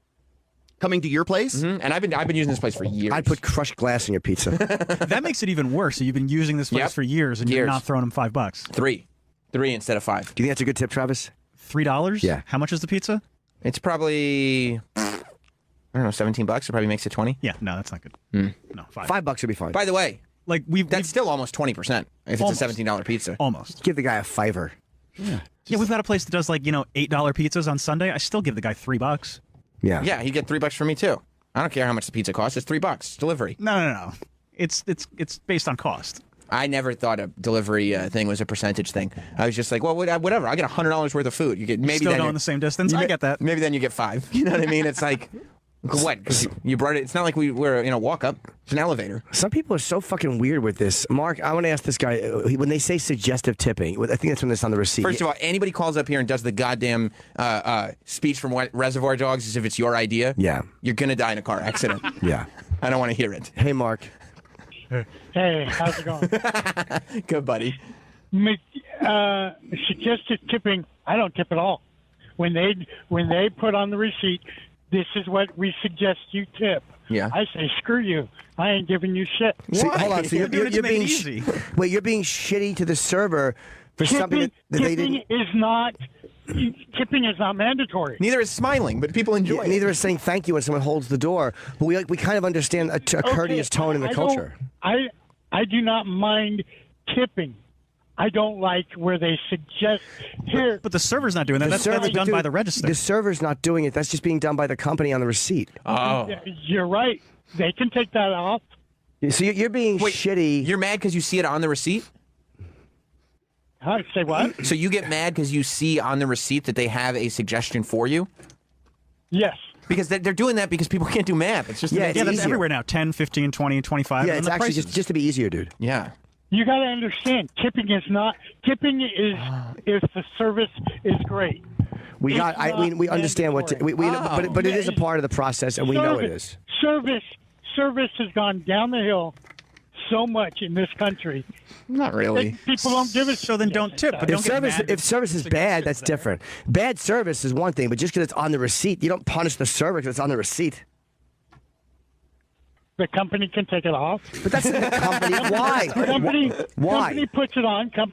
Because I shouldn't have to be bullied into giving money. It's not bullied. It's suggestion. You're not being bullied. They can also not allow credit cards. They're being nice and helpful. They're like, we know that you'll have to take out a tip calculator and figure out what 20% is and blah blah blah. So here it is. We'll just print it for you. You can leave a tip if you want, but we don't want to have to inconvenience you to try to figure you're a out. chiseler, dude. You're a chiseler, and you're being shitty to a server because of something. If you really believed in what you're saying, then why don't you find out before you hold on? Then why don't you find out before you sit down and eat? Do you guys put suggested tips on the receipt? If they say yes, we do, I won't eat in that restaurant. Yeah, I mean, my girlfriend took me to a place this last weekend. It was a breakfast place, and it was new. I love breakfast. It was new. I love breakfast. Breakfast. Weirdest thing I've ever heard a complaint about. What the hell's going on? It's very, very strange. Anyways, when I'm not gonna tip on this breakfast. You guys are assholes. I know. Anyways, Dude, why don't you just not eat at restaurants? So you're not being shitty to a server. Why don't you find out before you eat? Do you guys put a suggested tip on the receipt? If they say yes, you can say, I don't like that. I'm not going to eat here. Why don't you just do that? well, I didn't know they did that, and I understand what you're saying. So why don't you do that? I understand what you're saying. This way you're not being shitty to a server. Yeah, it's not their fault. That's a shitty job, dude. That's not a great job. We're moving in a couple weeks. Do you think I should start anew with a new pizza place? Probably not a bad idea. Because then at least Start fresh. Why, make somebody else suffer? Or just start tipping more. I mean, that's what I mean. I'll start. 'Cause obviously, it'll be a new pizza place. 'Cause Yeah. it'll be. I'll have a new location. And my residents will be in a new area. So. Are you out of the delivery zone? Yeah, Domino's will probably come a lot quicker. But yeah, I mean, it'll just be a different. Yeah, I'll just go to. There's plenty of good pizza places in Westchester. It's the best Chester. Yeah, they got Sbarro's on every corner. So do you think I should start tipping more because I'll be in a new area, so I'll get less pube pizzas? Yeah, I think you should. It's a good way to live life. Serve as it's just not the greatest job. And you're a public figure. Yeah, you know what I mean? Like, people know who you are. I wasn't when I started doing the $3. Yeah, but now you are. So now you should do it. Now it's like they're delivering because we're moving into a house. So it's one thing. It's like, oh, he must be broke. He lives in an apartment. But then when they go to a house and you're still like, yeah, you're lucky to get $2. They're like, really? They don't think that there's your ass is all over WWE Network and doing all this shit, and then this asshole's tipping $3. They're sitting there, they're sitting there watching fucking SummerSlam, and I'm on SummerSlam, and they're getting $3 out of the deal. Yeah, they're like, fuck this guy. Fuck him. What a dick. Maybe. We should break. Do you ever worry that when you yell about your eggs that the interns are putting pubes in them? No, I hope they do. That's why he yells. Yeah. I don't really yell at the interns. No, you don't yell at the interns, but you yell about the eggs. And sometimes people are like, I didn't yell about them. I mentioned it. You've gotten hostile about your eggs before. No, I didn't like the schedule. The place. You think you gotten hostile though? But not at the end. I was mad at the intern. I was mad at the place. Your hostile attitude. Sometimes the intern. Well, I haven't complained about it. In life, sometimes we get mad. That's what it is. But I didn't blame them. I just like the old system. Anyway, now it's fine. They come right around the same time. He came a few minutes early, a few minutes late. Cool. You gonna start tipping hot dog? Bratwurst. No, he said no. No, bratwurst. That's a terrible quality. Well, it's a shitty quality. He's gonna get cigarette ash burgers then. I have a tour that is a lot of them are pre-sale starts today for I think Portland, Oregon. Seattle's the September 22nd. Portland's the 23rd. Dallas the 29th, Austin the 30th, October 6th, Scottsdale the 7th, Tucson. I'm also doing Vegas, Minneapolis, Madison, L.A., New York, Indianapolis, San Francisco, Sacramento. A lot of them are going pre-sales this week, or they're going on sale this week. I don't have a list of everything because there's so many different venues. I also have other venues that I will be announcing very, very soon, including going overseas again to a place I have never been that I have been promising to go to for years, and I finally have dates booked overseas. They're definite dates. They're in December, and I'll be announcing them soon. So go to JimNorton.com for tickets to any of these places. And if you want to get into the Highline Ballroom tonight, I'm sure you'll be able to.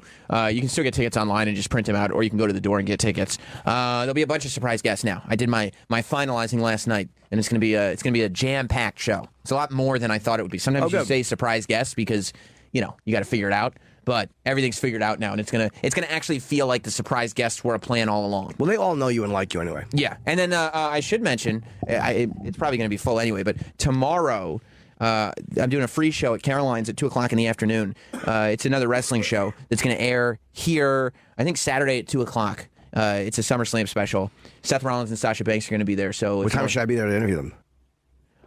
This will just be more of like a solo project. This is more like a side project. It's not an official Jim and Sam show. Can't wait to go do that. Cool. Hey, Seth, remember me? He probably remember me. He might, but I'll show him a picture or something. This will be more of a side project. Oh, okay. Yeah, this is like we're Foo Fighters, but what's Queen of the Stone Age you drum for? I mean, he's been on the record, yeah. Yeah, this is my Queens of the Stone Age. You're not Dave Grohl. I'm like Dave Grohl a little bit. I wish you were like Kurt Cobain. Earlier or. No, now. Oh, okay. So yeah, get to Caroline's tomorrow at 2 if you want to try to get into that. And if you want to get tickets, go to HighlineBallroom.com and meet me there tonight at 8 p.m. Dan Soder and other surprises. It's going to be a great show. And we have coming in, as soon as we come back from break, my buddy Pete Correale, who I don't think he's ever been on the show. I've known Pete for fucking almost 20 years. Really, really funny stand-up, who I love. And who else do we have? Do we have Mark today, too? Go on now. Get down there and lick my asshole. I like that a lot. No. We don't have Mark? What happened to him? He's in New Orleans. Roland we tried to get him. Okay. Roland pitched him. He was like, "You guys want Mark Norman tomorrow?" And we were like, "Yeah, sure." And then he was like, "Well, he's in New Orleans."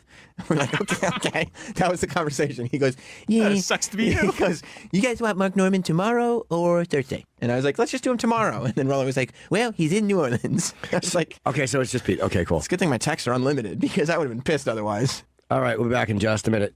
Let's bring in Pete Correale, my old pal. I'm so happy he's here. I do like this a lot, though. I sound like Daddy Yankee, right? You do, actually. Thanks, man. Thank you. I like Daddy Yankee a lot. Hi, buddy. Bum, bum. Do you like that song? Hot Dog's in there going fucking crazy right now. He probably speaks the language. Well, he loves it. He loves drinking Limeritas and listening to Daddy Yankee. That's every weekend for Welcome. Hot Dog.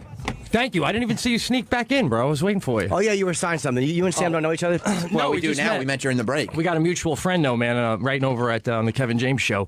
Yes. A guy he knows named Pete Hoare I write with. And Pete Hoare. That's his last name. That's awesome. You know, he's like pretty much the best writer I've ever been around. Like, the guy's amazing. He's from Long Island. But I was saying to Sam, I wanted to come in and say that I know Pete before this started, because you can't bring up the last name Hoare without it becoming a whole thing. It becomes a different deal then. Yeah. So Pete, what makes him such a good writer? Like, I mean, is it the fact that he's prolific, or the fact that he funny jokes? Yeah, but that's funny. A lot of funny joke writers are not good script writers. No, it's more than that. Like, he's got a movie they're about to film on Long Island that he wrote. That's going to. I don't know how much I can say about this, but the guy from Breaking Bad, who played Hank. Yeah. What's his name? I don't know. I should know. He's been on the show. Yeah, I know. I've interviewed him. But he's going to be the lead of this movie, and like all these great actors wanted to do this, and it's this like little independent flick. But it's because the writing is like the characters got depth, and like when you write with this guy, it's like. We just make each other laugh. You know what I mean? You know, like when you're in a writer's room, there's a lot of different kinds of senses of humor. It's like when we sit around at the Comedy Cellar table. Yeah. Some guys make you laugh more than others, you know? Yeah. So, some guys just never make you laugh. Yeah. Does that happen sometimes at the table? Oh, Sometimes. boy. Those are the ones that usually end up making it. Yeah. The ones that are sitting around making sure the table laugh. Yeah. They're not really sitting there worried about their careers. Yeah. That was my motivation for not quitting stand-up half the time, is just because I couldn't sit on my couch at 45 and see some schmuck that sucked did make it. I'm like, what did I do? Why did I quit? Why did I give up? Yeah. It is weird. There are some guys, and the greatest crime most guys commit is that they speak, when they do material in conversation, and when you see a guy doing people? always. When you do, though, is it one of those things where you're like, oh, this is a little uncomfortable, let me not say anything about it? Or do you mention it? Depends on the guy. Yeah. Depends on my relationship. Because it's funny to go, don't do your act to me.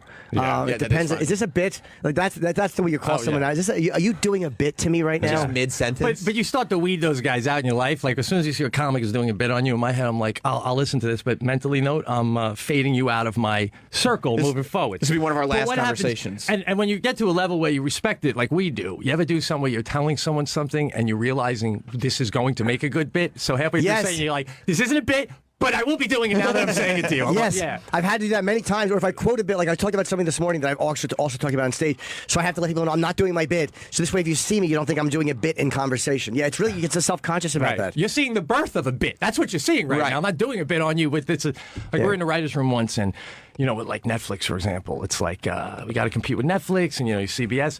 And this is last year, early on, and it gets frustrating, especially because we got the kind of sense of humor that when I first started writing on the sitcom, I got to dial it back. Sure. So I said, we're doing a Halloween episode, and the woman gets hit. She's throwing eggs, and she gets hit, and I want the wife to say, Jesus, what is that, hard-boiled?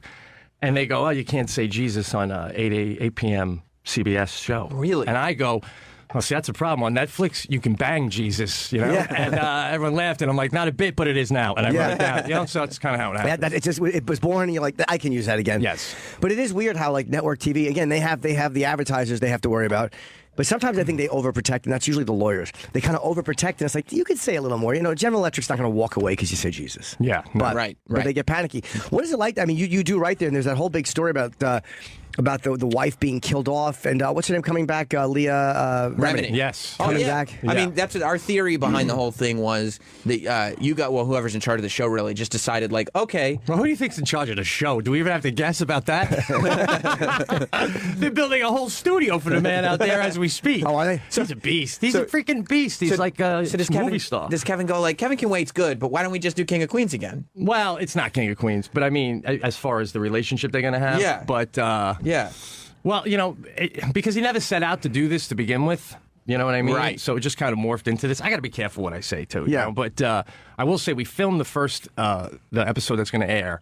We just filmed it last week, and she's unbelievable, man. She's great. She is unbelievable. She's so funny. And, like, those kind of people that, like, she's finding jokes where we were writing, like, 'cause we all wrote the script, and there was some lines in it where it's just a regular line, and she's getting laughs. And I'm like, there's not even laughs there, and she's finding laughs. So it's good to see them back together. So it's a weird thing, too, like, and this was not about Kevin, or someone from the network came out and kind of gave away the way they're going to introduce it. And I'm like, why did they do that? Like, I wonder, was he frustrated with that, or was he happy that they got it out there? It's funny, because Pete Hoare was listening that day when you guys said that, and he came in, he's like, Norton made a really good point. But, it's like, it's a little bit of a compromise, just because CBS says that's the route it's going to go. It's not the route it's necessarily going to go. And they know that, too, over at the network. It's you feel it out, you feel off the crowd. I mean, it would be like you saying, 40 minutes into my act, I'm going to do my bit about Trump. And then, 20 minutes in, you're like, I ain't doing that.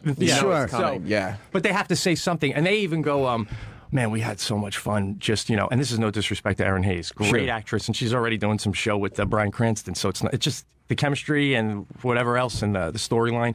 But when she was gonna die, we started toying with ways that she would die, just for laughs, a couple of guys, and then we're like, let's just we're not really gonna touch it. There's no reason to touch it. And then CBS, they literally called and said, well, we have an opinion of if we're gonna have to go that route, how it would go. So you're like.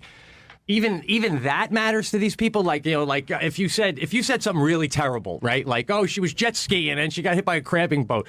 They make it feel like you're saying that about the actress. It's a joke. It's a joke, man. So you got to be so careful. With you all have to that. be really careful. Yeah, you ought to do it like you ought to pitch like a double anal. She was cheating on him, and she. I don't even know contractually if I can laugh at that. She died in a double anal accident. I got a 4-year-old daughter. I got a 529 college plan. I can't laugh at double anal jokes like that. You're correct. Hilarious. It would be. I would watch the show though. But it's a weird thing when you have to. Because when you went to CBS, like, hey, look, this is a network. It's different than doing cable, and that going in. Yeah, it's a huge business. There's a lot of money there. And I never wrote on a sitcom or anything like that. So the first day you're there and you walk in. Well, they were building the studio while we were there. There was no studio. Was that how they got him to do it on Long Island? Because they get Kevin back to TV because he is a fucking legit movie star. Oh yeah. I mean, the guy could literally just do movies and sit in a 50-foot trailer for the rest of his life if he wanted to. Yeah, and like he's such a regular dude, like a Long Island guy where I grew up. That when you're out there, and like I did not know him at all until I got this, and just they called me up. Kev's a fan of your stuff, and we are, and so just regular dude walks around his jet hat, hangs out. So like early on, he's like, I know you're a big fan of Billy Joel. You want to go see Billy Joel, So yeah, and that's when like you're like, oh wait, I've only hung out with this guy in this little building in the middle of nowhere, and that's when you go. And not only do you go see Billy Joel, but Billy Joel comes, you go into his green room and you chat with him, and then halfway through chatting with him, Billy Joel's like, why don't we do dinner after the show? We'll all do dinner. And so then we go out to dinner with Billy Joel and Chaz Palminteri at Chaz Palminteri's restaurant, and you're like, well, the next morning I come in and I see Kevin, and you're just like, all right, I'm back to being uncomfortable around you because you're a monster, But it's a different world. But he's just a regular guy. One of the most New York tables I've ever heard. Yeah. Yeah. I was fly on the wall. Well, fly on the wall, drinking a ton of booze, but fly on the wall. How was Billy Joel? I mean, I've met him. I went backstage once years ago. Me and Bob Kelly. Yeah, you got a picture of your dog or his dog or something, right? No, we talked about it, and Bob annoyed him. Oh. This is 2003 though, but it was just a brief conversation. Bob bothered him. Bob just was annoyed, trying to bond over dogs, and Billy Joel wanted no part of it. He had to go back out. No. Billy Joel he's like Kevin James. That's why they're friends. Like they're just regular guys, and the more regular you are around them, the more, that's the better. So I didn't say much. I was really. Was that the first time you met him? Billy Joel? Yeah. Yeah. Well, I mean, I bothered him at MacArthur Airport when I was 18, but that's a whole different story. Did you get a picture of him?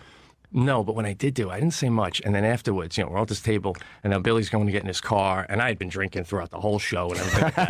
And it was like I said, third day I ever hung out with Kevin, so I didn't realize he's much more of a refined guy and stuff. So in hindsight, I should have not had so many beers. But Billy's just standing there all by himself, and I walk up to him, I'm loaded, and I'm like, what's going on with the Yankees, huh, man? We got to turn around. And he's like, yeah, and he's doing that thing where he's not even looking. He's kind of looking straight ahead, and I'm like, and I'm like, okay. And I find myself doing the back pedal so often from famous people. I do it with Seinfeld and shit. What happened with Seinfeld? So then you wake up in the morning and you're like, he's just... Oh, Seinfeld? Yeah, what happened with Seinfeld? What happened when you woke up in the morning? What happened? No, you just wake up in the morning and you have that, and you're like, oh, God. What an asshole. You were so close. You were so close. Just do the walk away. And but you looked straight ahead like you didn't want to get into it? Yeah, you look like, you would look outside of a Funny Bone in Columbus, Ohio. You just not want to address the guy? Well, no, he wasn't mean, but he was like, all right, you're a big fan, you've been drinking, just, Trying not to connect, you know what I mean? Like trying to make sure that like he's not mean, but I do not want to connect with this person so that this conversation lasts any longer. Well, I mean, do we even have to analyze it? He's one of the biggest rock stars ever. He just played the Garden. He just ate dinner with his friends, and now he's got a drunk Guido from Long Island coming up to him. Talking Yankees. Yeah. So what happened with Seinfeld? Oh, man, did I ever tell you that, man? I don't think so. Man. So this is years ago, and I'm at the Comedy Cellar, right, one night, and so Tom Papa and Seinfeld, this is when they start becoming very friendly. So, when Seinfeld comes, he sits at a separate table, obviously, doesn't sit at the Comedy Cellar table, and Papa's sitting with him. And I haven't seen Tom Papa in a while, and he's an old friend. And I'm sitting there, and I'm like, I should go over. Just because he's with Seinfeld, I could still go over. He's my friend, just say hi. There's all going on in my head. So after a while, I have my Heinekens from time to time. I had a couple of beers, a couple of Heinekens, and I go up and I say, hey, I don't want to bother you, Tom, Jerry, da-da-da. I'm quick. A couple things, and I end it with something funny. Even Jerry chuckles a little. I do the fadeaway. All right, good seeing you, Tom. I go downstairs. I perform. Now I come back upstairs, I have a few more beers, we're hanging out, and they're still talking. And then in my head, I'm like, I need to go back over there. I don't know why I felt this. You had already done it. Like, it was already perfect. And you got out on time. You got out. It was good. Yeah, but Jerry's a legend. I never met the guy. I wanted to have a little me time at the table, right? So, Oscars had just happened, and they were terrible as usual, right? So, I think Jerry would be a great host. So my thing is, and I'm literally sitting there with my Heineken, and I look over, and Judah Friedlander is talking to Tom and Jerry Seinfeld standing over the table. And I can even see then that Jerry's like done with that conversation. And Judah's on NBC TV at the time. Right. I'm just a drunk with Heineken. By the way, I'm not going to. I'm just saying. As you're speaking, I remember the story, and I want to hide under the table. I don't know the story. I know. Oh, then I'm not finished. No, you have to. No, I want to know. I really want to know now. Well, let me plug my podcast before I embarrass myself. Plug it. Pete and Sebastian Show. We're on Sirius now, Fridays. I know I've you never are. been on the radio with you, bro. I know, ever it's in my crazy. life. It's not crazy. crazy. You kind of half blow me off. No, I love you. I know. I love you too, dude. You sat in my Jeep. That was huge. So please finish the story. So you All see right. Judah. All right. And Seinfeld's not connecting with Judah even then. Right, you and can you're tell. like, You can tell even he's kind of done with Judah, right? So I wait for Judah to leave, and now I got my Heineken, and I kind of make my way over. And I've known Papa for years. He can tell I've had a few in me at this point. And he's even with his eyes, he's doing the like wave. He's waving me off. He's like that, like don't do it, don't do it. But you have your liquid courage. Oh, Yeah. absolutely. And I come up and I go, Pop, this isn't for you, Jerry. This is for you. And Jerry doesn't, doesn't even look over at me. And I look at Jerry. And I go, Jerry, you gotta host the Oscars, man. They need you. They need you, right? And he doesn't even acknowledge me. He's just kind of like, gritting his teeth, looking at straight ahead at Papa. And it's so embarrassing that I go, all right, so goodbye again. And I do that backpedal away, right? So at the time, I was doing radio here at Sirius with Brewer, and I go on the next day, and I tell him the story, and he's laughing. So about 3 months later, Papa comes on, and right before he comes on, Brewer goes, we got Tom Papa today, and hey, man, have we had him on since that thing happened with you and Seinfeld? And I go, no, but Papa's not even going to remember that. It was like embarrassing to me. It's not something he would remember. And Brewer's like, I think he might. So Papa comes on, and right away Brewer goes, hey, Pop, before we start, I want to ask you something. And Papa goes, not only do I know what you're going to ask me, the whole flight over here from L.A., I was thinking, do I tell them what Jerry really said about Correale? So he retells it almost in detail the same way I did when I'm giving Pete the wave away. So anyway, as it goes, the first time I came over and I did my cool leave with a laugh, Jerry said, who's that? And Papa says, Pete Correale. He's a funny comedian. He's one of us, right? Oh, like I'm in some sort of a... Second time I walked over and I faded away, Seinfeld goes, oh, so he's an idiot. Oh. Come on, man. Goodbye. You blew it. I blew it. Did I blow Goodbye it? again. Well, He's a hard guy to read, as a Seinfeld. parting gift, I gave him my show, right? No, my Jeep show. That's, you know what, Pete Correale. By the way, before you get, Seinfeld might be a hard guy to read, but not in that. Not In that situation, scenario. it's pretty easy to do that. If Pete had come to me, I don't even know Pete or Jerry, and if you had come to me right before you did that and said, "Here's my plan. What do you think?" I tell you, it was a terrible idea. Oh yeah. Well, it's right up there with Billy Joel. That's why I said everybody. I backpedal away from everybody with a Heineken in my left hand. Pete did the first. I did an interview with Pete years ago. I tried to get you on Down and Dirty when I hosted that on HBO. You were the guy I pushed the hardest for, and HBO. It wasn't that they didn't like it; they just didn't know you. But HBO wouldn't allow me to do it. But you were the guy I pushed. It's very true. And my name was on it, but they were the bosses. You did something, a show in your truck, in your Jeep. Pete was doing it long before Jerry was doing it. And I don't think Jerry saw it and took it. No, I don't either. It was just, what was it called? I called it alternate side. And in a nutshell, I had a Jeep Wrangler, and I would sit in it, living in the city. I'd have to double park it and wait for the street sweeper, and then put it back. And I'm like, hey, let me do a talk show. And I had a dog at the time, my English Cocker Spaniel. And I did like 6 of them. And Jimmy was kind enough to do when I pulled up in Norton's, it was like 8 degrees out. You get out of your freaking apartment. I got the dog in the back. But I interview you for like 10 minutes, for an hour with some cameras. GoPros and whatnot? Yeah. And I even have a bit. Like, my favorite was with you. I should post that again. But like with Norton, I'm like, I go, you're one of these guys, you're always so self-deprecating. I go, but look at all that you've done. And I go, let's just put in perspective. I did 5 things, what would women rather do? And each one is something with you or with Jimmy Fallon, right? And I remember one of them, for example, I go, would a woman rather go out, and I'm asking Jim what he thinks they'd rather do. I go, would a woman rather go out for a lovely dinner picked up in a limousine by Jim Norton, knowing he's not going to make any advances, just going to be fantastic conversation, 5-star meal, back home in the limo? Or would that same woman rather wash dishes in the back of a Chinese restaurant with Jimmy Fallon in August? And without skipping a beat, Norton goes, oh, wash dishes with Fallon. Yeah. And then he goes into a whole elaborate reason why. So we didn't just get coffee. I took it to a new level. Yeah, it was a fun talk show, except for the weather. I remember we were parked. This when I lived on Riverside Boulevard. I used to live on the corner of 70th and Riverside, and it's fucking windy there. It's the windiest block in New York because it comes right off the Hudson River, and it was probably 8 or 10 degrees. And you have a Jeep, which was not good for that kind of weather. No, and we couldn't keep the heat on. We had to have the windows down so we could film. And like again, my God, that's right. The windows had to be down. Oh yeah. And listen, obviously Seinfeld didn't see it and steal it, but what bothered me was like I did one with Colin Quinn and Tom Papa, right? So then when Jerry did it, pretty early, he did one with Colin and Tom. So when I go, did he do Tom already? I think so. Well, I don't think Tom's ever been on. Oh, well, I know he did Colin, and obviously Tom did mine, and his buddies with Jerry. So when I walk into the cellar, I look at Colin and I go, all I want to know is, did you at least have the balls to tell him when you were in that car that somebody kind of did something like this? He didn't. He's like, no, why would I do it? Of course not. Why would I do that? Why would anybody? But, I like the premise, too, the idea that you have to be double parked. Yeah, they had a little timer, so no matter how long we were going, when that beeped, I had to get back or I lose my spot. So if someone's boring me, I could do the beep, and I'm gone anyway. Yeah. What you and Sebastian Maniscalco is? He's one of the hottest comics on the planet. Literally everywhere I go, and he's done it quietly. Like his Showtime specials, I think, were really big, but all of a sudden, you just see him doing 6 beacons. Yeah. And, I know him from, we used to open for Dice together at times. Andrew, there's times it was just me. There was times I did it with Sebastian. It was a weird thing. He would use 2 guys sometimes. And I guess he's clean and he's high energy and he's handsome and he's funny. And people just love this dude. Yeah. So how did you guys connect on a podcast? Or did you already know each other? No, well, it's like 5 years ago, we were doing a tour in Canada is where we met. And in a nutshell, I was like 4 of the dudes on it. He's kind of a quiet dude, Sebastian. We met online at the customs. He introduced himself. And then those kind of guys, like we get what it was is you're in Toronto, and every night you come down, you get in a van, and you go off to a theater somewhere outside of Toronto. And like as soon as he comes down in the van, he's got his shirt on a hanger, and he gets in the van and he sits in, and I go, I knew it. Yeah. And he goes, what? And I go, I just knew you were the type of guy that has a separate performance shirt, right? And he's like, what? I sweat, And then we just hit it off and became fast friends. And then one day he's like, you want to do a cast? So I said, yeah. And boom, we just started doing it. But we don't have, this is me and him. We don't have guests. We got DJ Lou working the sound, and we've been doing it for a while now. And are you in the same room or no? No, rarely are we even in the same location, man. We're just constantly, like right now, I'm doing it usually from the writer's room, from my office out on Long Island, and he's usually on the road or at his house, but never together. How do you hook up the audio?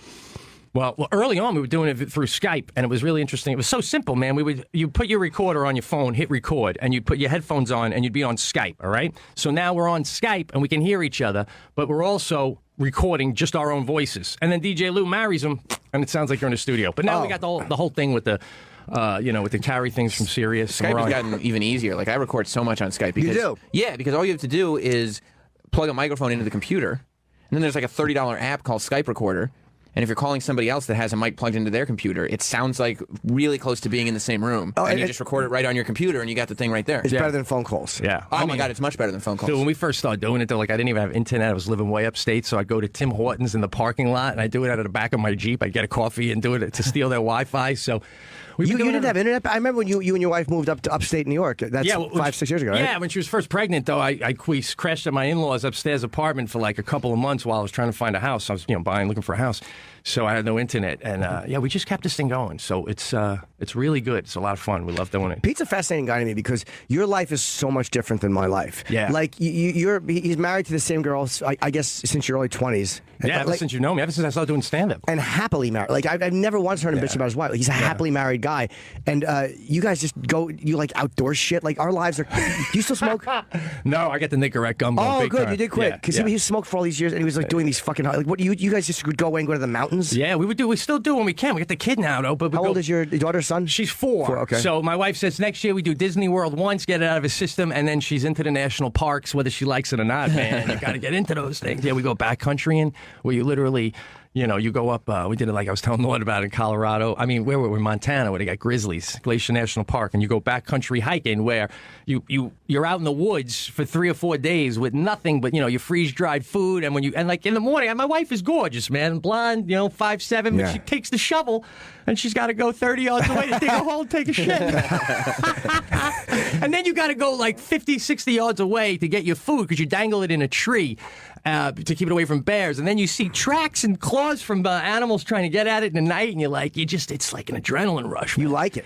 I do like it, but we also partake with the chicken, if you know what I'm saying. So it's a whole big thing. Yeah. Well, when you're out, will you bring your daughter on those? Hell yes, man. But don't you have a weapon to protect yourself? Well, when you go like the glacier where they have grizzlies, you get what do you call it? It's like pepper spray. It's bear spray. The bear spray, the mace. But, and it's like the idea is the bear's got to be close enough that you spray the bear, but you're not taking into consideration whether or not you're going to have the balls to pull this shit out and actually, like one time we were in Colorado and we were on a path and we come around the bend and there was a black bear, not too big, but it's a black bear and it wasn't facing us. And I was surprised at myself. I did the whole stop and the back pedal, and then we walked away. And I look at my wife and I'm like, what do you want to do today now? And she's like, what do you mean? Let's go. I go, what do you mean? Fucking let's go. There's a bear out there. And she's like, it's not on the path anymore. Let's go. So then for the next hour, anytime I'd pass a camper, I'm like, hey, watch out. There's a black bear back there. I'm making a big deal out of it. It's adrenaline rush. It is an adrenaline rush, but you should have a gun.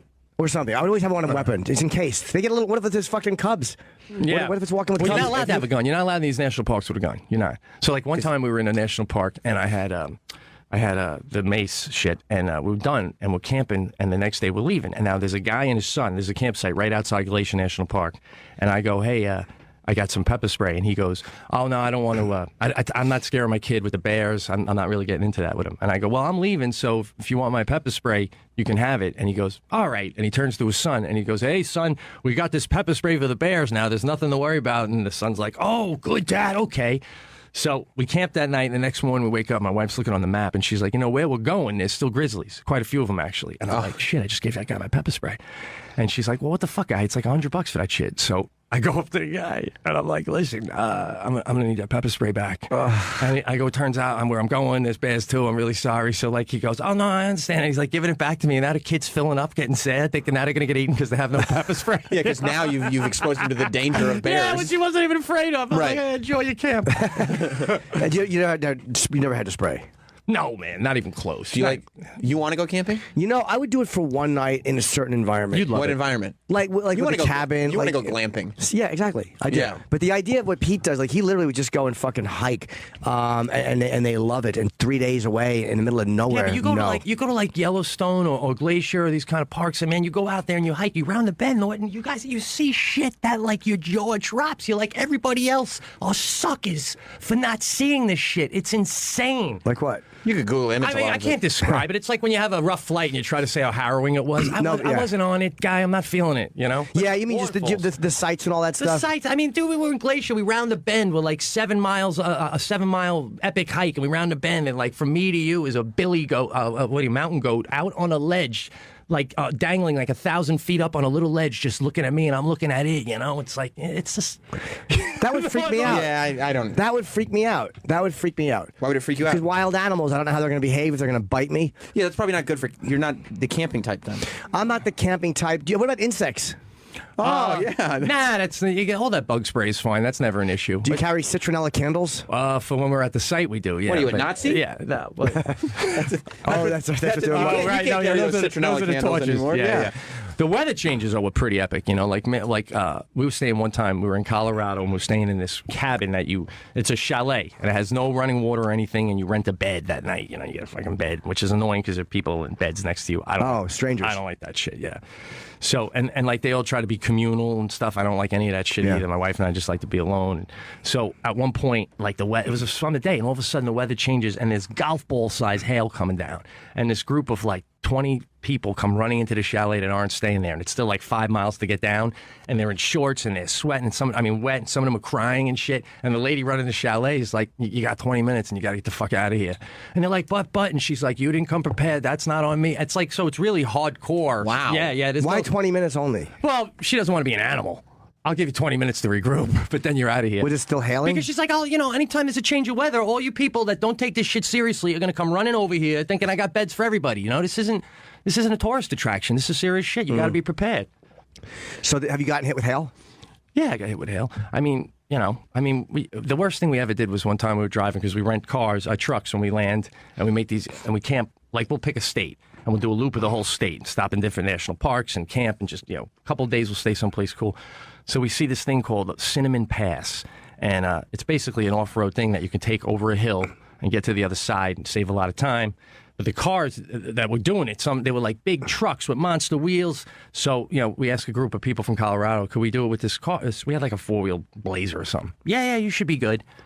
So we start driving, my wife and I, and it's bumpy, but it's okay. And then you get like 2 miles in, and it's these hairpin, you're doing like 10 miles, 5 miles an hour, and now you're literally on the ledge with dirt, like looking straight down, like these huge valleys down, and then you're getting higher and higher up, and it's like late July, and then there's fucking snow, and you're like, what? I'm in shorts down there.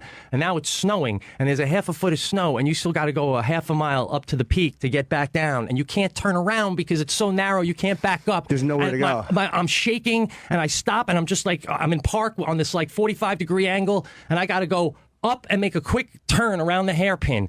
But I have to go fast enough because I'm slipping on the ice. And I'm afraid I'm going to go too fast and go right off the ledge. And we're talking 3,000 feet down. And I have to brake on, and I'm shaking, and I'm like, I don't know what to do. And Jackie's like, can't someone help us? I'm like, who's going to fucking help us? There's nobody here. And you're just freaking out. And I'm like, I just got to go. And you get up and you quick turn, and we get to the top. And I'm like, my wife is crying. I'm freaking out. And then there's guys outside of their pickup truck in the snow throwing frisbees, and just like, they're just fucking crazy Colorado people that like are prepared for all that. And you're going up to them going, we don't know how to get back down. They're just like, just take it slow, dude. And it was overwhelming. And it was like when we finally got back down, because the same thing going down was sliding, and we're freaking out. You start to realize, you gotta know what the fuck you're doing when you're out the there. sliding down on the ice seems pretty horrifying. Yeah, I couldn't be less interested in doing any of it, to tell you the truth. No, because, like in my house, you can pick the temperature, and it just stays. Yeah. Forever if you want. Like you could just, if you want it cold, if you want it hot, like whatever temperature, you just put it on. And then it just stays forever. Yeah. And I'm straight then. I'm prepared. Yeah. I'm good. There's no danger. There's no falling off anything. But when you get down, and then you go back and you pull the car over, and you put down the back hitch, and you get a cup of coffee, you're drinking some water, and you light up a doob, and you're like, what the fuck? That was insane. We almost died. Holy shit. It's just living. I don't know how to I don't know how to change a tire. There you go, man. Do you? What? Do you know how to change a tire? Yeah, I know how to change a tire. I would think that. Do you know how to change a tire? I certainly don't. Me neither. Yeah, I call Pete. Yeah. Do you think you and I would do well as a couple camping? Not you at all, literally no. can't change a tire? No, never changed one. You weren't even here, but I think I told you about it. It was one of the times you were out. It was a Thursday before a Friday show. I got a flat tire on the way home. You know who had to pull over? I didn't even call. He just saw me. You know who had to pull over and help me change my tire? Pete Dominic. It was humiliating. Wow. You told me you didn't know what you were doing? That was evident to all that were around. Yeah, I just called AAA. Yeah, that's what I do too. But then you're on a private road, and like the West Side Highway is a nightmare. But yeah, that's what you do. I know who to call. Yeah. If I get a flat tire. Or drive it with the flat until you can get to a gas station, and then just realize I'll have to replace the rim. Yeah. I had a slow leak last week. Is that what you would do? Yeah. You can't drive. It was flat. Yeah, I know, but if I'm going to get off the road, I have to get off the road. Yeah, no, you'll risk the rim, right? Yeah, Whatever fuck the rim, yeah. I had a slow leak last week, for about a month straight on my Subaru. I could go like 3 days, and then it was low, and I had to refill it. And writing on the show, I didn't have time, so I had quarters in a cup, and I just kept every 3 days hitting a gas station. So like one of the last times I did it, you want to talk about taking begging to a new level? I pull in, and I'm going to fill up my tire, and there's a guy pumping gas right by me, and he sees that my tire's a little low, and he goes, oh, wait, before I put the 4 quarters in, and he goes, are you just filling up that one tire? And I go, yeah. Why? And he goes, do you mind wait, I'm just about done with my gas. Can I pull up next to you? Because I need air for mine. I just want to grab your air. I'm like, you're begging for my leftover air. For 75 cents worth of air. And now I'm sitting there filling up my tire, and I'm like, I got to hurry up for this stranger. I want to save him some. Save him some air. What a piece of shit. I wouldn't have saved any for him. How do you know you're not going to blow? By the way, I had to fill my tires recently. How do you know they're not going to, when they don't have the meter on the air reader, how do you know you're not going to blow your tire in your fucking face? So you got to have like a little you got to bring portable air gauge thing. Oh, I don't have one. Yeah, before I had one too, I would just put my hand on it and do a feel. I just did it for like 5 seconds. I'm like, shh. Okay, it's good. Should be good. They have them on the pump. No, this one didn't though. Some do, some don't. This one didn't. I have like a portable thing. It looks like it's small. It's like a pen. And what do you do? Do you plug that into the tire and then air through that? You fill up the air and then you put the thing on the thing, and it shoots out. Like you plug it in. And then it just lets you know what the air pressure is. Oh, I should get one of those. Yeah. I think mine is a digital one. I don't have one. Oh man, you're just filling airtime now. I should get one of those. Like, I really mean it. Go out and get one of those. No, I'll tell you why. That's Norton thinking of something else to say. No, here's why. Because I leave my car in the garage for a long time, so every time I drive it, it says that the air pressure and the tires are low. Because there's 3 weeks at a time I don't drive the car, so they start going flat. So every time I drive, I'm panicking about my air tire, the pressure of my fucking tires. I'm like, it's too low, it's not right. But then as you're driving, it starts to balance out and get higher. air, and I'm like literally have been obsessed with the air in my fucking tires every time I drive really because easy it to sits check. for so long. Well, and then it says on the side of the door like what it should. I had to go into the manual to find it. It was a whole thing. It was a whole thing. Do you have air in your garage? You should just call down and be like, balance my tires. I'm coming down. I don't think I have air in the garage. Do they do that in garages? Probably in New York City they do, man. Oh, I never thought to do it. Yeah. It's probably in your building. If you're in the same one when we did the Jeep show. Yeah, that's a Trump building. No, I moved. Oh, you did? Yeah, well, you didn't move down, so wherever you are. Yeah, it's still a nice building. There's no garage in my building. Backwards. It's down the street. Oh, really? Oh, that's not a building sanctioned garage? No, it's about 3 buildings down. They just don't. My building just doesn't have it. Some Right, do, right. some don't. But it's again, it's a 30-second walk. Yeah. It's fine. Yeah. I like Trump buildings. I wish I still lived in one, but this one, I have more room. Did you hear about that? The movie company that's giving the subscription service that a couple of the theaters are mad at for no particular reason. It's really crazy. I didn't even know it existed until they just announced they were bringing the prices down. So I guess one of the guys who found it. Do you still go to the theater? Not in a Movie while, theater? but I do once in Blue Moon. Yeah, I go like a lot. So I less now because of the kid, but I go at least like 2 or 3 times a month. So this company figured out a way to there was one of the guys who founded Netflix. It's a subscription service. It used to cost $50 a month, and for $50 a month, you could get you could see up to 30 movies a month, one a day. Wow. 30 movie tickets, and it's not like not digital. Like you go to the movie theater, they give you the movie tickets, and you go. The way the service works is like they send you what type of credit card is it? MasterCard. A MasterCard. So they send you a MasterCard, and then you just go on the website and say, today I'm going to see this movie at this time. Mm-hmm. You've paid your monthly fee, so they put on the credit card what you need for it, and then you go to the theater and use that card and you get the ticket. Okay. But so you're not spending any of your own more money than the $50 a month. And so, it's still a good deal if you go to the movies all the time, because you can do one movie a day every day, and that's it. They don't roll over, they don't do anything like that, but you can go get one movie and ticket how much a is day. it? At first it was $50 a month. Now they just brought it down to $10 a month. It's $9.95 a month, which is less than one movie ticket. So I guess they've decided that they want to get, because they had an okay subscriber base, and they want to get millions of people to subscribe. So they're going to lose money on the movie tickets because they're buying the tickets. So why will they do? Unless they're going to slowly raise them over time. Well, they'll probably do a lot of they'll probably will slowly raise it over time. They say they're gonna make a lot of money in marketing.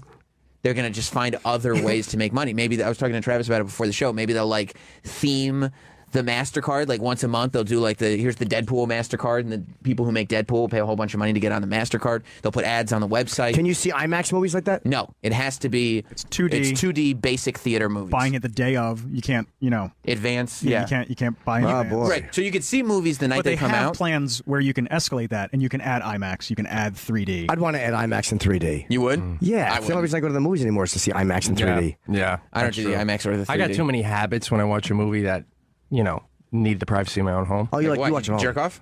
But you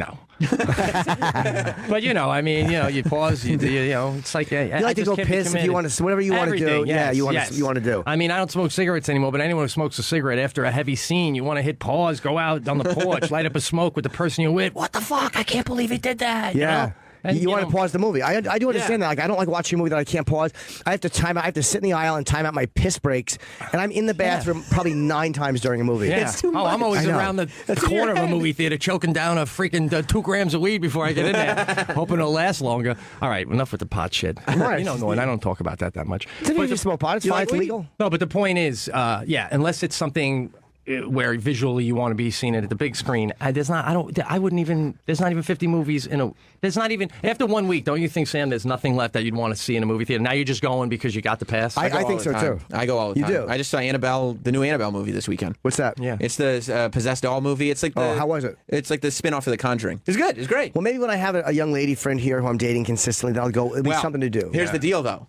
You can get 1 movie ticket. So you're going to have to either buy the 2 movie tickets separately or get a subscription for her or whatever, because you can only get 1 ticket. You can't get 2 tickets from the service. Can you imagine you're on a date and you go, well, I belong to a service, so mine's free, and I'll just pay yours. You wait over here. Like you're using, you have to use 2 cards now. She'd be like, you were supposed to be taking me to movies that you're in, guy. Yeah. That's why I'm dating you. Yeah. Well, hang on, I get a deal, because I'll swipe for my ticket with the red card, and then I'll take my other card out, and it has to be 2 separate transactions, but I'll get your ticket too. Just wait, they have to add the money to my card card. Freaking. Last week, I'm in a Home Depot with my wife because our hose got broken, and there's a hose clamp for $5. And she's looking at it. She's like, if we put this on there, and right below it is the same hose for $10. And I'm going, Jack, I don't give a shit. The hose is $10 right there. But we could save $5 with this. It's just... They want you to feel like you're saving money, but the truth is... It's more trouble than it's worth. And there's not enough movies. And by the way, you have nothing left to see on video, Sammy, because you've seen it all in the movie. I watch movies over and over again. He will. I'm a movie nerd. I can watch a couple over and over, but I can't. Some of them I can just watch once. Yeah. Yeah, well, once I'm finished. Are you in Long Island now?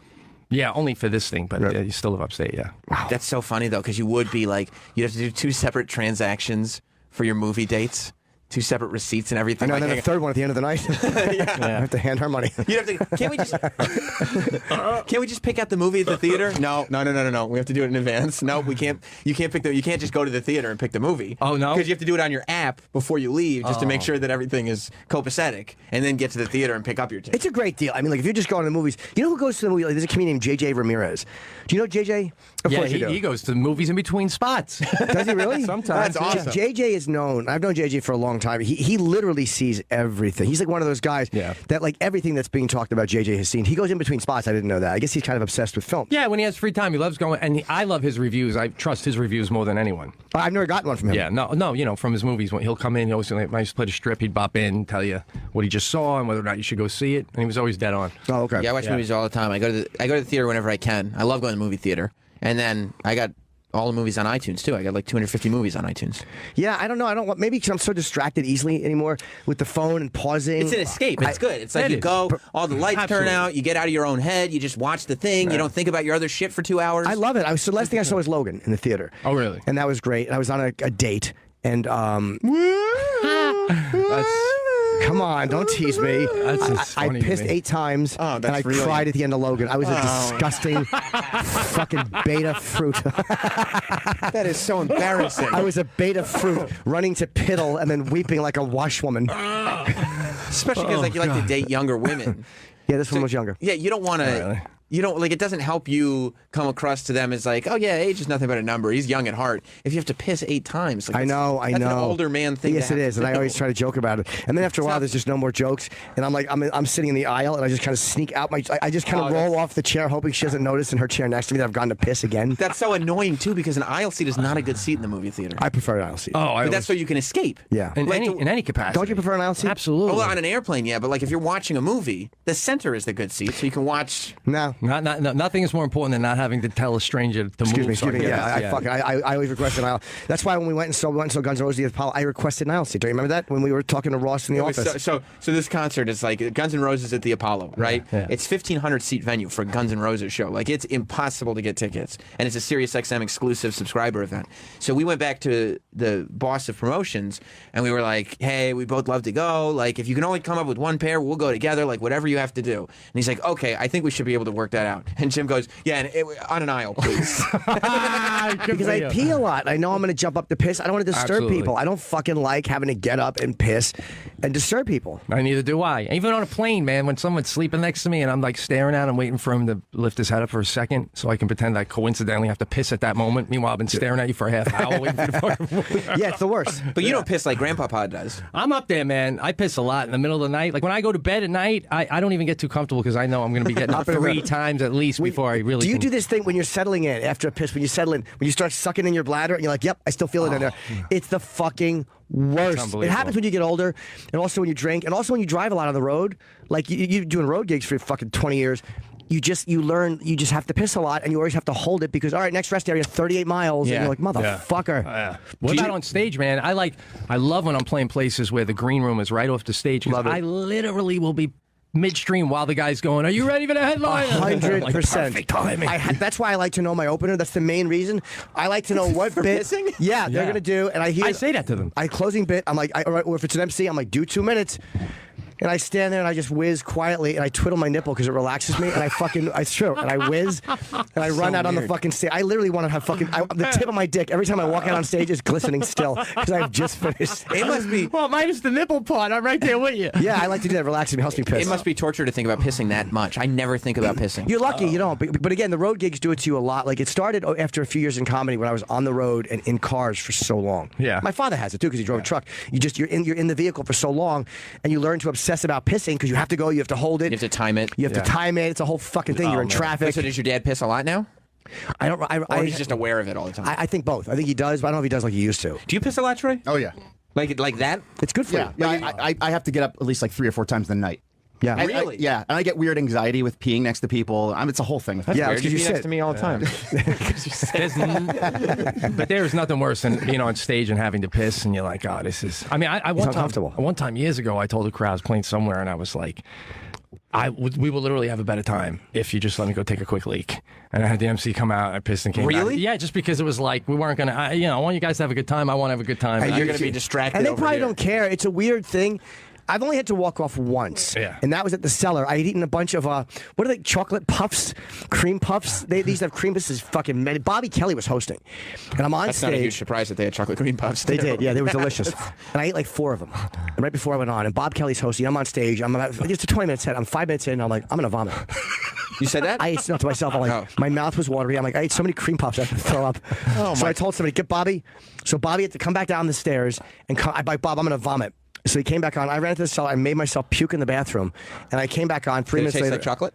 I believe it did. I bet it did. And I felt great. But sometimes you have to walk off the stage just Did to. you hear that for all you up and coming comics? He went back on stage and forced the vomit. He didn't go home and call it off. Unbelievable. No, I went and made myself puke. We have to take a break, I guess, because we're wrapping up shortly. Not too shortly. I know, but we have to only have one more break. We have 40 minutes left, but I mean, do we have one more break? Or no? Travis, we okay? We do have another break. Yeah, I mean, you should break. Okay. Do you ever work with Sebastian on the road? Because his crowd, he has massive crowds. You guys have probably worked well together. No, not yet. I mean, we've wanted to, but once I start writing on this thing, It's kinda kinda hard. get locked in. Yeah. I just love the idea that you can't say no to chocolate puffs. Now I can, but back then I couldn't. But you could say no to all chocolate puffs. But do you think you could do like a couple chocolate puffs and be like, that's okay? Or does it always have to be like, I'm gonna fill my weak little stomach with chocolate puffs? I ate so many. I had to leave my profession to vomit. You're an adult.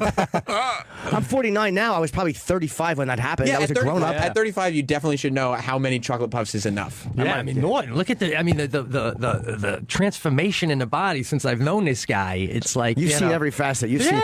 When did I meet you? I met you This at the guy's New York. borderline sexy now, man. Holy shit! Yeah, I met you at the New York Comedy Club. You were newer. What year did you start? 95, 96? 95.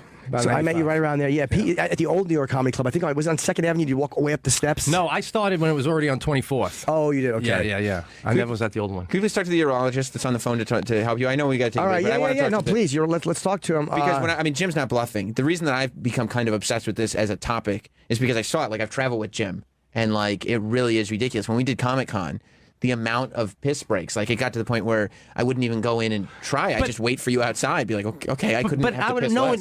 no. I'm sure, like in a lot of those situations, you could have held it longer if you had to. But it's just uncomfortable. I don't want to be uncomfortable. I don't like being uncomfortable. Absolutely not. Yes. But like 8 piss breaks in a movie. It's crazy. Multiple times at night. Like I never That's why he wake doesn't up need at that little coupon thing. Yeah. He's a DVD guy. Hi, Amy.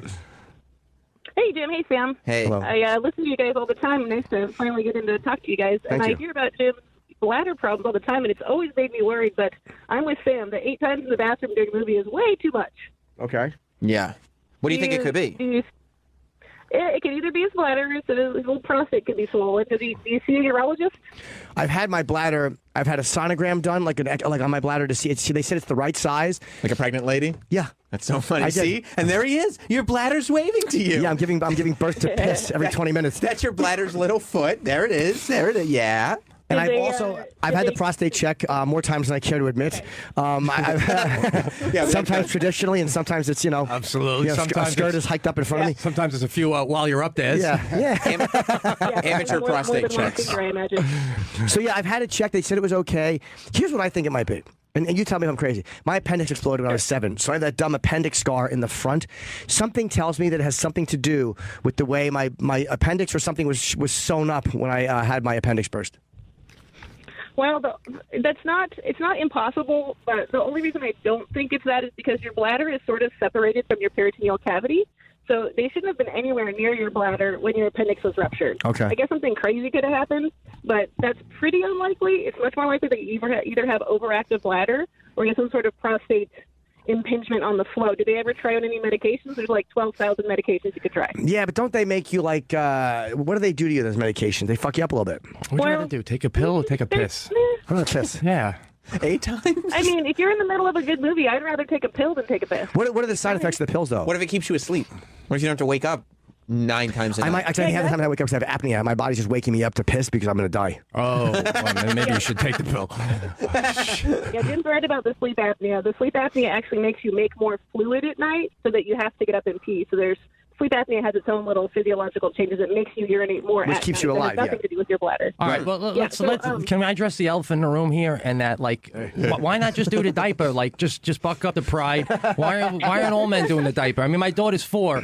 She holds it everywhere else, but at night she still needs a diaper. In the morning, I peel it off, throw it in the garbage. She wipes her ass. I'm like, why aren't I doing it? I'd wake up anyway. You think so? Yeah. I would never start getting used to it. No, I woke up this morning. I get up at 7. I woke up at 6:30, and my bladder was ready to explode. And I knew I could fall back to sleep for 30 minutes. I'm like, I'm okay for 31 minutes. I dozed back off to sleep, and I woke up and pissed. Plus, Jim doesn't need a diaper because if he pisses all over the bed, he'll just sleep in it. Yeah, I've had that happen to him. He has done that. I mean, but you should look at the side effects. They're really not that bad anymore. Okay, what's the pill I might be able to take? Go on now. The newest one for overactive bladder is called Myrbetriq, and that one has the least amount of side effects. If you need one for your prostate impingement, then Flomax. That one does have some ones that I feel like you personally may not enjoy that much. Like, what's a Flomax side effect? Is it erection problems? Because of your fun habits. It doesn't give you actual erectile problems. It makes you so you don't ejaculate. So less messy. That's that's the punishment element. Although, does that mean you can edge for longer? I'm trying not to edge as much as I don't think it affects that part of it. Oh, okay. Dizziness, drowsiness, weakness, that's fine. Nausea, diarrhea, I can live with it. Chest pain, headache. No, it doesn't. Decreased amount of semen.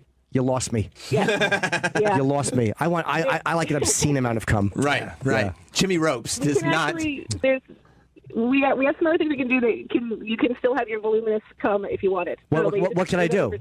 What can I do? There's I mean, you need to see a urologist, but there's 2 different procedures that can be done that would maintain your ejaculatory pleasures. Hey, can I get cum implants? Yeah, maybe sure in your mouth.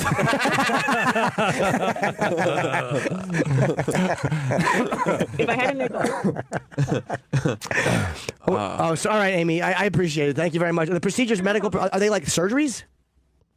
Well, they're office surgeries. They're really easy. Like I said, there's lots of easy office in and out. You barely need any just conscious sedation, and you won't be peeing 8 times in a movie.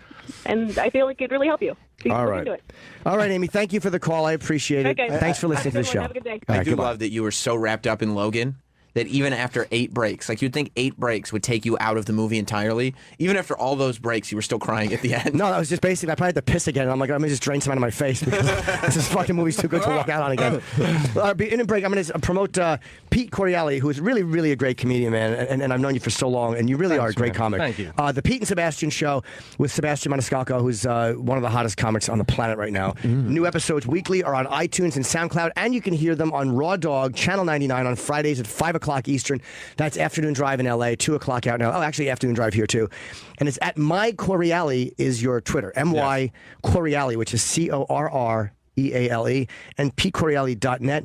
And, just the only date he has is October 20th and 21st at Gotham because of writing on Kevin's show. Exactly. And my new tour, Kneeling Room Only, tickets are going on sale. I just tweeted Indianapolis. The pre-sale is happening right now. That gig is in November. Tickets are on sale tomorrow. But the pre-sale for the Egyptian Room, I forget what the... What the fucking pre-sale word is. I just tweeted it. I'm so bad at this. I should probably know. But go to JimNorton.com for dates in Seattle, Portland, Indianapolis, Los Angeles, New York. I have Madison, Wisconsin, Milwaukee, a whole shitload of places, San Francisco, Sacramento. And more dates will be announced soon. So this is the chorus is the passcode for Indianapolis pre-sale, which is happening now until 10 o'clock tonight. Very, very exciting. And tonight, if you want to check out Sam Roberts Wrestling Podcast live at the Highline Ballroom, Dan Soder will be there along with other surprise guests. Go to highlineballroom.com for tickets. It's going to be a very, very fun show. 8 o'clock show? 8 p.m. tonight. All right, we'll come back with Pete Correale. We're hanging out for a little while, so hopefully stay around or don't. Oh, boy. Wow, that was so smooth, It really was. I put my arms out. I let the guys in the room know. Oh, and I forgot. Pete. We got to have you on, Norton. We got to have you on. I would love to be on. A nice, meaty part, man, not just open the door part. I mean, you're But in order for Jim to get thespian. in order for Jim to get on your show first, you'll have to escape